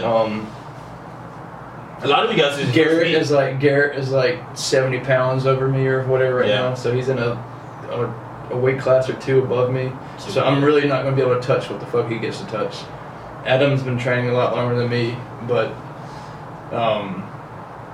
so he's definitely going to have a higher total than me, but I'm not really going there to be competitive. I'm going there to get, first of all, to get the itch, and second of all, to just get a total and get my first meet out the way, and then go from there. And then Foodie's going to be in a weight class under us. Yes. Foodie's doing the 83, yeah. Yeah, and so I'm not really, I'm not trying to make it competitive. And everybody I talk to says you shouldn't make it competitive. Especially your first meet. Like, everyone tells me, like in your first meet, your goal should just be to go 9 for 9. Yeah. Like, just go in there, have fun, and, like, you have a total in mind, but it's like, try to go 9 for 9. Like, just go out there and get the experience of being on the platform. Yeah, I just want to break 1,200 and get as close as 9 for 9 as I possibly can. Yeah. And my first meet, I went 8 for 9, and I failed my last deadlift, so I tried to go for 800. Yeah. But it's like, once you get, it's like, have fun with it. Now, once you get to, like, I guess, the big platform, I mean, I haven't been there yet. I just signed up for Raw Nationals. So, I mean, we'll see at Raw Nationals, but then you can get more competitive. Like, it's like, okay, But you still got time. Yeah. You're still a fucking junior. Yeah. So it's like, now when you get to, like, the point where it's like, oh, you're competing for, like, a world spot, or you're competing for something else, then it's okay. Hopefully you have everything dialed in by yeah, that's a whole different mindset. Like, don't get me wrong, I'm not gonna go up there and fucking go to Raw Nationals and go, I'm just here to have a good time, guys. I'm just here happy-go-lucky. It's like, no, like, if you have a chance to fucking do something great, take it. But it's like, if it's your first meet, you're doing a local meet with all your friends and shit, just enjoy it. Yeah, I hope that happens in Daytona, because there's gonna be so many of us driving down there. Yeah, I mean, don't even get me started. So, Raw Nationals is all over the place. I know. I told you like what happened. That and the Arnold. Did I tell you what happened with me? No. So, long story short, I'm 12 weeks out. So, about 2 weeks ago, whatever, like we're sitting there, I'm talking with Foodie and stuff, and Foodie's like, hey, like, did you see, it was actually the beginning of last week, like, hey, did you see like the news, whatever? And I was like, what? Man sent me an Instagram post, oh, Junior Raw Nationals split up. So yeah. So like if you guys don't know, we're supposed to compete. So first Raw Nationals is usually in October. Then it got moved to June in Daytona, which is in Florida, which is like a 2-hour drive from us. Hour and a half, 2 hours, depends on traffic. Yeah, so I was like, okay, cool, compete in Daytona in June. I have time. I had like a slight back strain, so I'll take my time healing, do all this stuff, And then about a week ago, they like literally I just get this message from Foodie saying, hey, like, did you sign up for Raw Nats yet? And I'm like, no, not yet, whatever. He's like, why not? And he sent me the thing. So, Raw Nationals got split. So there's like an open division. It's an open and masters, which is up, which is like 24 and older. And then there's the juniors, which I'm in, which is 21 to 24, 24, and then everything below that. And there's college nationals. So college Raw Nats usually separate. Mm-hmm. So what they did was, because of COVID, they didn't want they didn't want like all those people lifting at the same place, which usually happens. Mm-hmm. So they took the juniors and took the teams and put them with the college and Raw Nationals, which college Raw Nationals is in April in Louisiana. Oh. So I went from competing with them competing in October in Daytona, them competing in June in Daytona, to competing in April in Louisiana. And you can't go to Open because you qualified in juniors. In the span of about a week and a half. And remember, I was eating at a calorie surplus. I was at 250. Uh-huh. I was eating 4,000. I went from eating 4,000 calories a day to eating 3,000. So are you gonna meet prep now, or? I start meal prep tomorrow. Oh, fuck. This all happened last week. That's why I was. That's why I went to the chiropractor. I was freaking out. I mean, I'm good now, but it's But yeah, so that's how COVID's been treating all the national stuff. So Just wait till it gets pushed back again. Honestly, I would not be mad if it got moved back to October, because that means I could just peak. Dude, you know it is. That would be great, because that means I could just peak and then take a whole summer to train and do whatever. But I mean, gotta be prepared for whatever. So if it's in April, it's in April. I'm coming for y'all. If it's in October, same mindset, just Louisiana. reset. Yeah, 8.5 hour drive. Probably gonna be like, if I'm doing a water cut, probably gonna be like a 14-hour drive. I'm gonna be pulling over every 3 minutes, take a piss. Yeah. But Because you're gonna be chugging. yeah. No, thank you. Yeah, no. Ah, whatever. Shit, you might be competing with us again February if shit gets canceled again. That's what Jake's like. He's like, who knows? I might be competing February 20th. I might be competing at the Arnold. I might be competing in that. Who knows? I texted Jake when I figured out that because Jake didn't know what, because Jake's doing open and he doesn't really care. Yeah. So Jake doing it, I told him, he goes, oh damn, that sucks. Good luck though, buddy. And I always read it in his voice, which his voice is very like joyful, sarcastic. Good luck down there, buddy. Yeah, so I'm just reading it and I'm just getting pissed off. I'm laughing at the same time. So he's like, oh, that sucks. Well, good luck, buddy. And I'm like, fuck you, Jake. You strong piece of shit. I was like, you don't have to struggle like us. You show him Ben 600. Like, you don't gotta worry about shit.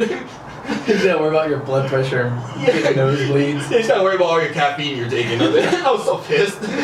Man, I'm 1,200 milligrams deep right now. Excuse me? Yeah, yep. But yeah, man, so that's going on. But I'm excited to watch you guys compete and be able to coach, and because I'm gonna be coaching Garrett and Adam, because Garrett's Adam's coach and they're both competing. And then I think Foodie asked Jake. Yeah. He asked him like whenever, like back in October or whatever. Yeah. But I don't know. I'm not in contact with Foodie as much as y'all are. The funny thing is like with all of us, like we kind of just revolve coaches. Yeah. Like because it's we like, all handle each other. Yeah. So like let's say Garrett's my coach. I'm Garrett's coach, but Garrett coaches Adam. but then Adolfo coaches Hunter, but then like let's say Adolfo and Hunter are both competing, and then Garrett and Adam are both competing. Now I'm all four of their coaches because I'm the only coach not competing. So like we just have like a revolving door of coaches that are just like we all trust. So I was like, hey, here are my plans. Here you go. We always have people show up too, and then I mean at the little local meets they're not they're kind of more lenient about who comes and goes in the Wardwell area. I mean, we had 8 people deep. Oh yeah, it's like Jake and I were the only ones competing. We had the whole pit back there just sitting down. We sit down before it was like sitting down Indian style on the floor, just like a story time. Half of us had Zaxby's in the whole warm up area smelled like Zaxby's. People were asking if I want, hey, you want one piece of this chicken? I'm like, oh, I'll take a bite. Your dad came out there. Yeah, my dad was just hanging out. He was like, hey, boy, how you feel? Like, whenever y'all walked into the platform, we like took over like that whole garage right there. That was cool. I hope that happens again. Yeah, it's always cool. I don't know, with Battle of the Bay happening a weekend after, I don't know how many people are going to be still stuck in like probably peaking that Saturday and then deloading. Because I think that's what Adolfo was trying to figure out too. It was like when he plans, because he has a peak lift that weekend. I mean, if he needs me, he just needs to give me your attempts. Everybody's coach everybody's team Bam Bam, everybody's team G, and everybody's team Ace Dodo. Like we're all we're all there for each other. Yeah. So it's like if you need to be team Bam Bam for a day, I got you. If someone needs to be team G, he'll coach you. Like it doesn't really matter. We'll have enough people there to keep everybody straight. Yeah, we all know each other well. I was there for your and Jake's meet, I was there just to fucking watch, and I ended up like half handling and half not. Yeah. I was loading weight for y'all and during warm-ups, and I was making sure y'all have water and shit. So because we train with each other so much that all of us know each other. Yeah. So it's like even if like your coach isn't there, like Garrett knows you well enough to know what you can handle. I know you well enough to know what you can handle. You know me well enough. Mm-hmm. So it's like anybody can make a call if they need to. Yep. And it's like it'll be a good call no matter what. So I think that just having the support there. Yeah. The support and having familiar faces is going to be, well, it's not really going to be crucial for me because I can thrive in any situation because I'm You're badass. an extrovert. And I mean, God doesn't make people perfect. That's why I have allergies, but. I like that. But I think for some of the people that aren't as extrovert and okay, and i.e. Adam's a little introvert. Yeah. Foodie's young, so he's not self-confident like some of us may be because we've been through shit and we've experienced probably a lot more embarrassment. Oh my gosh. I'm not even going to talk about mine. So he might be kind of wound up, but once Foodie sees that we're all there, we're all cutting up, and we're all there for him, or we're all there to support each other, he's going to be fine. Yeah. I'm excited to see him because I feel like he has potential. He just needs to hurry up and get his meat out the way so he gets the itch. That's our little young Padawan there. I mean, he's smart, dude. Smart as fuck. He's smart for how old he is. He's very well versed in the sport, so he has a lot of potential, and I hope he competes February. Bro, Foodie's gonna have the biggest head ever. Like, every time I watch that podcast, something about Foodie always pops up. Great guy though. He's just that innocent little brother. Yeah. Of the gym. Show up to Jake's house. What up, bitches? He's like, who's this 19-year-old? What's up, ladies? Hanging out with 28-year-olds. He's like, what up, bitches? Claps everybody up. Yeah. I'm excited for Garrett to get a total. Oh yeah. I think I'm more excited for everybody else than I am for myself. I'm excited for you. I'm just excited to compete. But I love have a competitive side and stuff that I really enjoy. So I'm excited to get that itch again. Dude, nothing for me feels better than, like, I notice for me personally, I do better when I'm scared. When I'm scared, when I'm like nervous about something.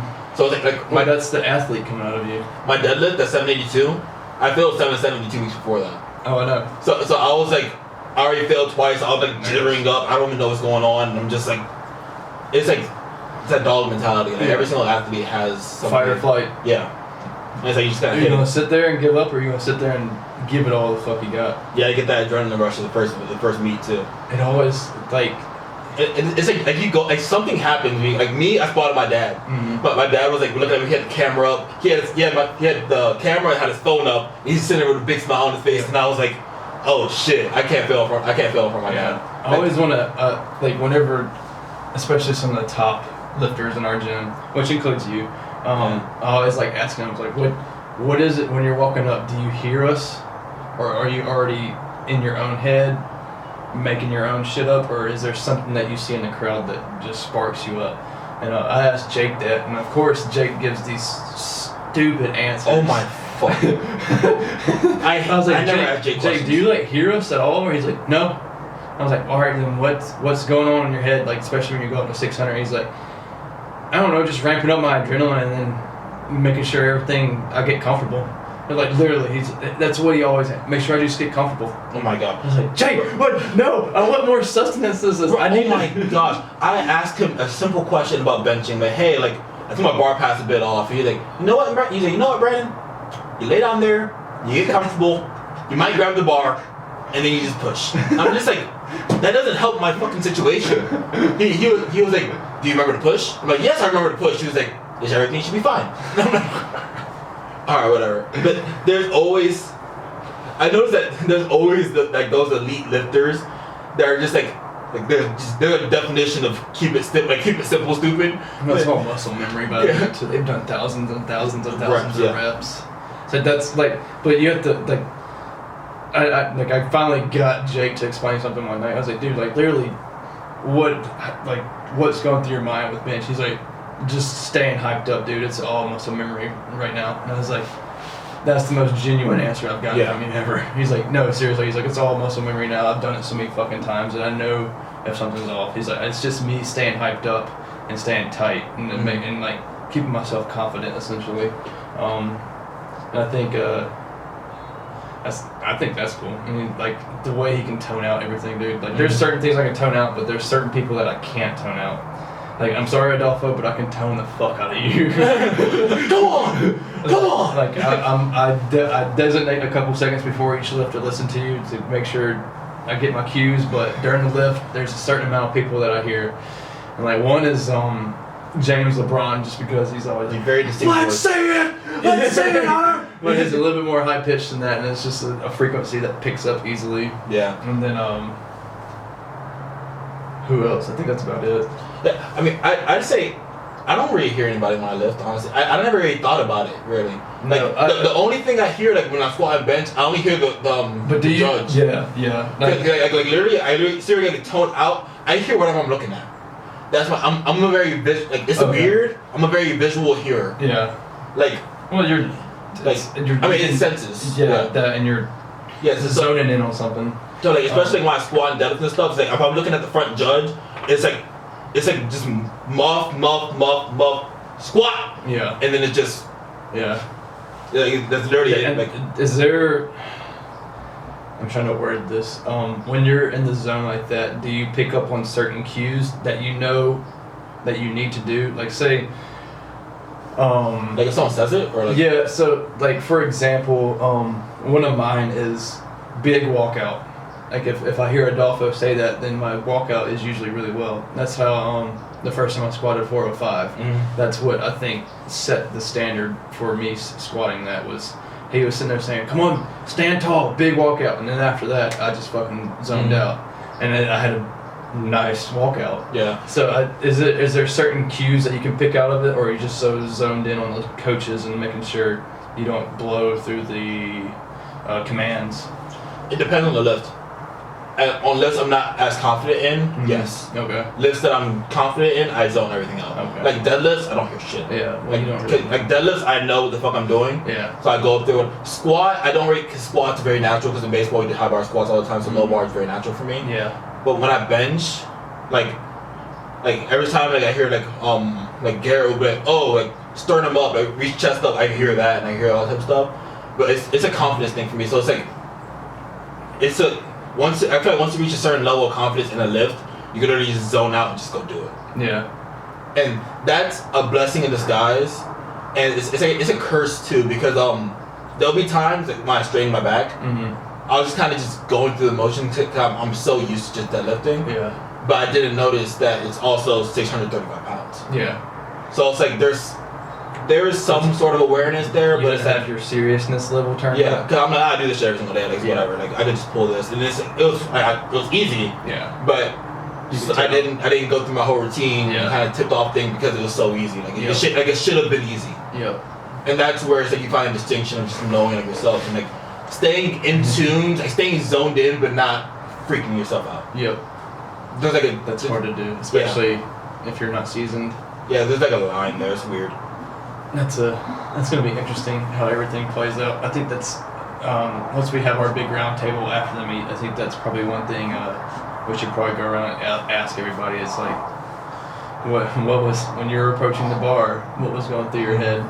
And I think that's gonna show a lot of different coping mechanisms. Yeah. But everybody's different. Yeah. Everybody's different. And just kind of give, especially the audience, an idea of all this cookie cutter shit that you don't need to follow. Yeah. It's like you're on your own person. Yeah. Yeah, I think one of the problems I'm gonna have is commands. I think as long as I do commands like the week or two before, and I just get that pounded into my head, I'll be fine. But I know, That's what I did. especially bench, I'm gonna want to slam that bitch back whenever I get done pressing it, Yeah. because it's just a habit now. Yeah. I had Foodie yell commands for me because Foodie's very good at that. He has a very distinctive voice too. Yeah. So Foodie is very good at like saying commands and stuff. Yeah, and he's already there watching you, so Yeah. might as well give him a job. to kind of put Foodie down. Hey, fuck you, Foodie, you suck. Just to throw that in there. Because I swear he's gonna watch this episode and be like, hey, I saw y'all talking about me. I like the way I talk about it. Man, y'all like me, don't y'all? Or love me, or whatever bullshit. Hate that dude. Yeah, it's gonna be fun. I'm excited. What do we? Was it 5 weeks yesterday or 4 weeks yesterday? 4, I think. Yeah, 4 weeks. No, 5. I think we're Starting 5. this week could be 5. Yeah. I think we're 5 because I'm supposed to deload and then we'll be 4 weeks out. Yeah. I don't know, but it's coming up fast. Yeah, because Garrett has a deload. Because Garrett's starting his peak right now, so he has a deload and this peak, deload, peak, meet week. Yeah. Mhm. So it's 5 weeks out. Damn. Hopefully it doesn't get shut down. I know they were limiting how many people could come in at the Boynton barbell one they had 2 weeks ago or 3 weeks ago. Yeah. But I don't remember them doing that at Steel Mill. But we'll see. They didn't do that, but people were just walking through the back door. Hopefully they're not Because watching I this. have family and everything coming down. Yeah. He's like, y'all don't have to come down for this. Like, no, we want to see it. Alright. We'll see how it goes. I'm excited. Excited for everybody to be there.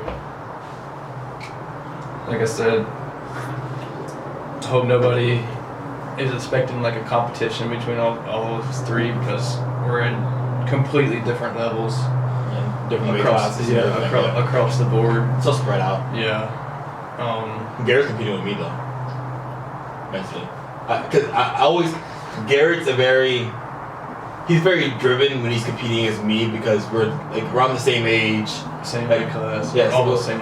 same weight class, and like we talk a lot of shit between each other. Like that's our relationship. Yo. So like Garrett talks a lot of shit with his bench, but like when I'm deadlifting, I'm like, hey, look, Garrett, I'm deadlifting your max for reps, and then he gets pissed off. But like usually he pushes us to be better. So like my biggest thing with Garrett is Garrett says to me, "Don't be a bitch," and I say to him, "Don't let me beat you." So that's literally like our It's thing. not toxic at all. It's not like I literally walk into the bar like I'm about to squat. We squat relatively. Like, I squat a couple I squat like 30, 40 more pounds heavier than him. Yeah. But let's say we're doing reps. Like, I literally walk up to the squat bar and like I'll walk up to him like, hey, watch this. And then like, I squat or whatever. I walk by like, don't let me beat you. And then he's like, leave that shit on the bar. You're pushing each other though. Yeah, I don't but have. it also has to deal with the RPE range too. Cause I'm not gonna say don't. I have RPE at 8, his RPE at 6. I'm not gonna say don't let me beat you. Because he's gonna be grinding out a freaking. Yep, that was a 6. That was Definitely six. a 6. So it's situational. I still beat you. It's situational. Well, that's probably good in the long run though. You have each other to push each other. That's what. Because my brother's in the Olympic lifting, and he's like, find somebody in the same weight category as you to train with, and you'll push each other harder. I was like, yeah, but those people train at noon. So I'm in the middle of work then, and it's like the fucking guy I train with is an international level lifter, and I'm just over here. Yeah, man, I'll give you a hand on it. Thanks, buddy. You know, if you don't hit this lift, I'm not pulling it off of you, right? Jake said, don't worry, he's only 600 pounds. I bet you said to Jake would be like, I'll be good as long as I push. Like, okay. I can't, I try to hype him up, but he hypes his own stuff up. Yeah. Like, I know his little things that get him going. I tell him that, but he's already in the fucking zone he needs to be. He's a different animal. Dude, It's impressive to watch. Like, I love just watching, like on Saturdays, I love watching Jake from the moment he walks in to like his top set versus like the in-between. Like, I guess literally he walks in with his Ray-Bans on, bar on his shoulder. What's up, guys? He's sets up and stretching. It's so different between him and let's take like Blake. Mm-hmm. Where Blake also is a man of few words most of the time, especially when he's training. He's pretty laser focused when it comes to that. He's also a military man, so he'll laugh here and there, but like when he has something to do, he has something to do.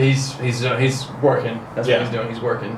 And so it's so funny just seeing like Blake just over there grinding his shit out, working, and then you get like almost the complete opposite, who's Jake, and he's sitting there having a like fucking goofing off. Yeah, like for like the 5 minutes in between each set, and then like the 15 seconds before a set he does it, and then boom, back to goofing off. And Blake's usually hitting something stupid on Saturdays. So he has to be zoned in. I mean, Jake hits something stupid every time we do that. The funniest thing about Jake is Jake not knowing rappers. So I'll be playing like let's say I'm playing like Lil Wayne. And he'll be like, oh, I know this one. This is 50. He just goes to this 50 Cent? I'm like, Jake, this is Tupac. He goes, close. It's like, no, they're complete different coasts. He said, oh, same age. I'm like, what?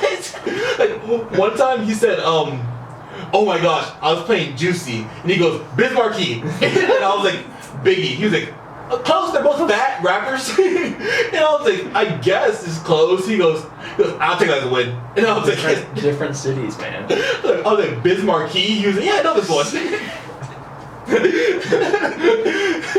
God. Oh so my gosh. So white. I think the place we are right now is pretty fucking sweet, honestly. Yeah. Cause we got big boys. We got Blake. We got Jake. You're getting up there. And then we got other people that are teetering on elite totals. Yeah. So Adolfo is teetering on an elite total. He just has to stay healthy. Adolfo, if you're listening to this, stay. I know, a couple more minutes. Yeah. And then Ryan, who I think he has an elite total. He was like top 10 on open powerlifting in the 165 last year. Yeah. Or 220, I can't remember which one. Garrett, who's probably going to start getting up there quick. Yeah. Garrett's saying like Adolfo, stay healthy. Mm-hmm. Like he stays healthy, is good. He's a strong guy. Yeah. Stay healthy and stay mentally there. Oh yeah. And then I forgot what Khalil and LeBron did, but they're both strong. Yeah. Yeah. It's like it's so cool seeing like every single meet that people are signing up for. Yeah. Because it's like, okay, like Jake's next meet is Raw Nationals, mm-hmm. My next meet is Raw Nationals. Then you have people like doing like Battle of the Bay. You have Blake, a lot of people doing Battle of the Bay. Yeah, Blake doing Pioneer Open. So the Pioneer Open. Yeah. So it's like they say, oh, what's your next meet? Raw Nationals, whatever. He's like, oh shit, all right. Then you go, oh, what's your next meet? Oh, Pioneer Open. Oh, okay. Excuse me. What's your next meet? Yeah, Jake. I'm going to Bench Worlds. Okay. Well, it's going to Japan. Yeah, I fly out next week, and it's just so normal at our gym.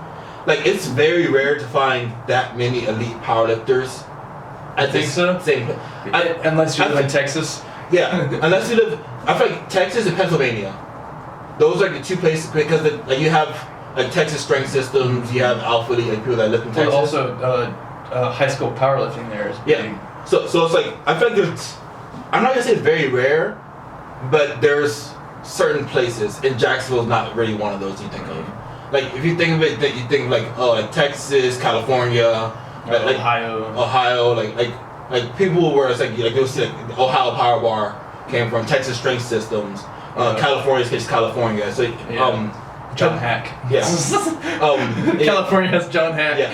And it's like so it's like there's like different places where like you see like big elite power. Like they'll be like the same state, maybe not same city, maybe not same city, but they'll work out with each other sometimes. Yep. But it's like randomly, you just got Jacksonville, Florida, at a gym by the beach, like a warehouse gym by the beach, and you have it was a trailer repair shop before it was the pit. Yeah, and it's like you walk in there, and it's like you go in there on a Saturday, you're no. You have like Jake all the over plates here. are gone. Yeah. If Blake and Jake are squatting at the same time, There's no plates. There's no plates. There's no plates. It's that's why I go early. Yeah, I know. Yeah, because they all show up around noon or at 1 o'clock. I just finished up deadlifts by the time they show up because I know because like I deadlift a good amount. So it's like if Jake and Blake get there before I do, I'm gonna have to wait at least 3 hours. Yeah. Because Jake has SPD days on Saturday, so do I. Blake's usually squatting around 700 pounds or more. He usually saves his big squat there because everybody's there. Yeah, so it's like you're sitting there, it's like okay, there goes 14 plates over there. Yeah. There's about 12 plates over there, and you're just like, yep, I'll wait. Because all you have is like those big 100-pound plates and 25s and like 10. So you're just like, okay. And those nasty green Troy ones. Yeah. So it's like nobody wants to use. So like you look at our bars, like, okay, you have 2 100s, and then you have like 14 25s and a 10. Like I think that's about 700 pounds. Oh yeah. I'm in the sweet zone, but I know if once I start getting higher in the total, I'm gonna have to keep that in mind too. Yeah. Because there's literally not shit whenever they're there. That's another reason why I work out at noon. Because at noon it's just me, Adam, Gary, and Foodie. Yep. And it's like the bodybuilders. I mean, Amber's there, but Amber's usually like training people. Yeah. So it's like, all right, cool. Like we have a place to ourselves. We have 3 power bars, and we're chilling. But it's like if you go in the afternoon, it's like, isn't the combo rack coming soon? yes. I hope it gets here before our meet, so we can all at least get under it and feel it. Yeah. Oh, I just my rack heights. Because they said for all nationals, they're like, oh, you have to have your rack heights on deck, like ready to go. Yep. Fuck, I forgot. I think I have it in my notes somewhere from last meet. I'm sure Garrett has it somewhere. Cause I think he had to put all that in. Yeah. We'll see. I don't know. We can wrap it up here though. I think we're kind of just talking about whatever now. Yeah. So this was a fun episode. You guys finally get to see the man behind the scenes. Got the boy Hunter here. It's me. Sorry, Garrett had to leave early, but we got the majority of it out of the way. Yeah. And this we didn't really have like a rhyme or reason for this podcast. It was just like we haven't thought of any topics or anything. I threw out. I was like, hey guys, I can come on. I have the outside point of view. There's some topics we can touch on that we might have missed in other, or we might have just blown over in other podcasts, and then I think it was originally supposed to be like a recap, like a 10-episode recap, but I think we just started fucking shooting the shit, and then everything just kind of boiled down from there. So I enjoyed it. This is a team. I love talking. Yeah. I mean, we can stay here for fucking 4 hours, but we're gonna wrap it up. I have a lot of opinions about stuff that I think people should hear, but that doesn't mean they're good. So it is just kind of. It was supposed to be like a 10-episode or like a recap so far, like the past 3 months, but it just kind of turned into whatever. We'll end up doing that sooner or later. Yeah. Might do like a 20-episode recap. Yeah, 20 episode would be pretty cool. Because that's like a pretty even number. Yeah. And hope y'all enjoyed it. If you guys like what you see, like, comment, subscribe. Leave some reviews for us. We love the reviews. Any questions you guys have, DMs are open. You guys know where to find us. And thank you for tuning in to another episode of Sunday Sit Down. Peace. Oh, nice.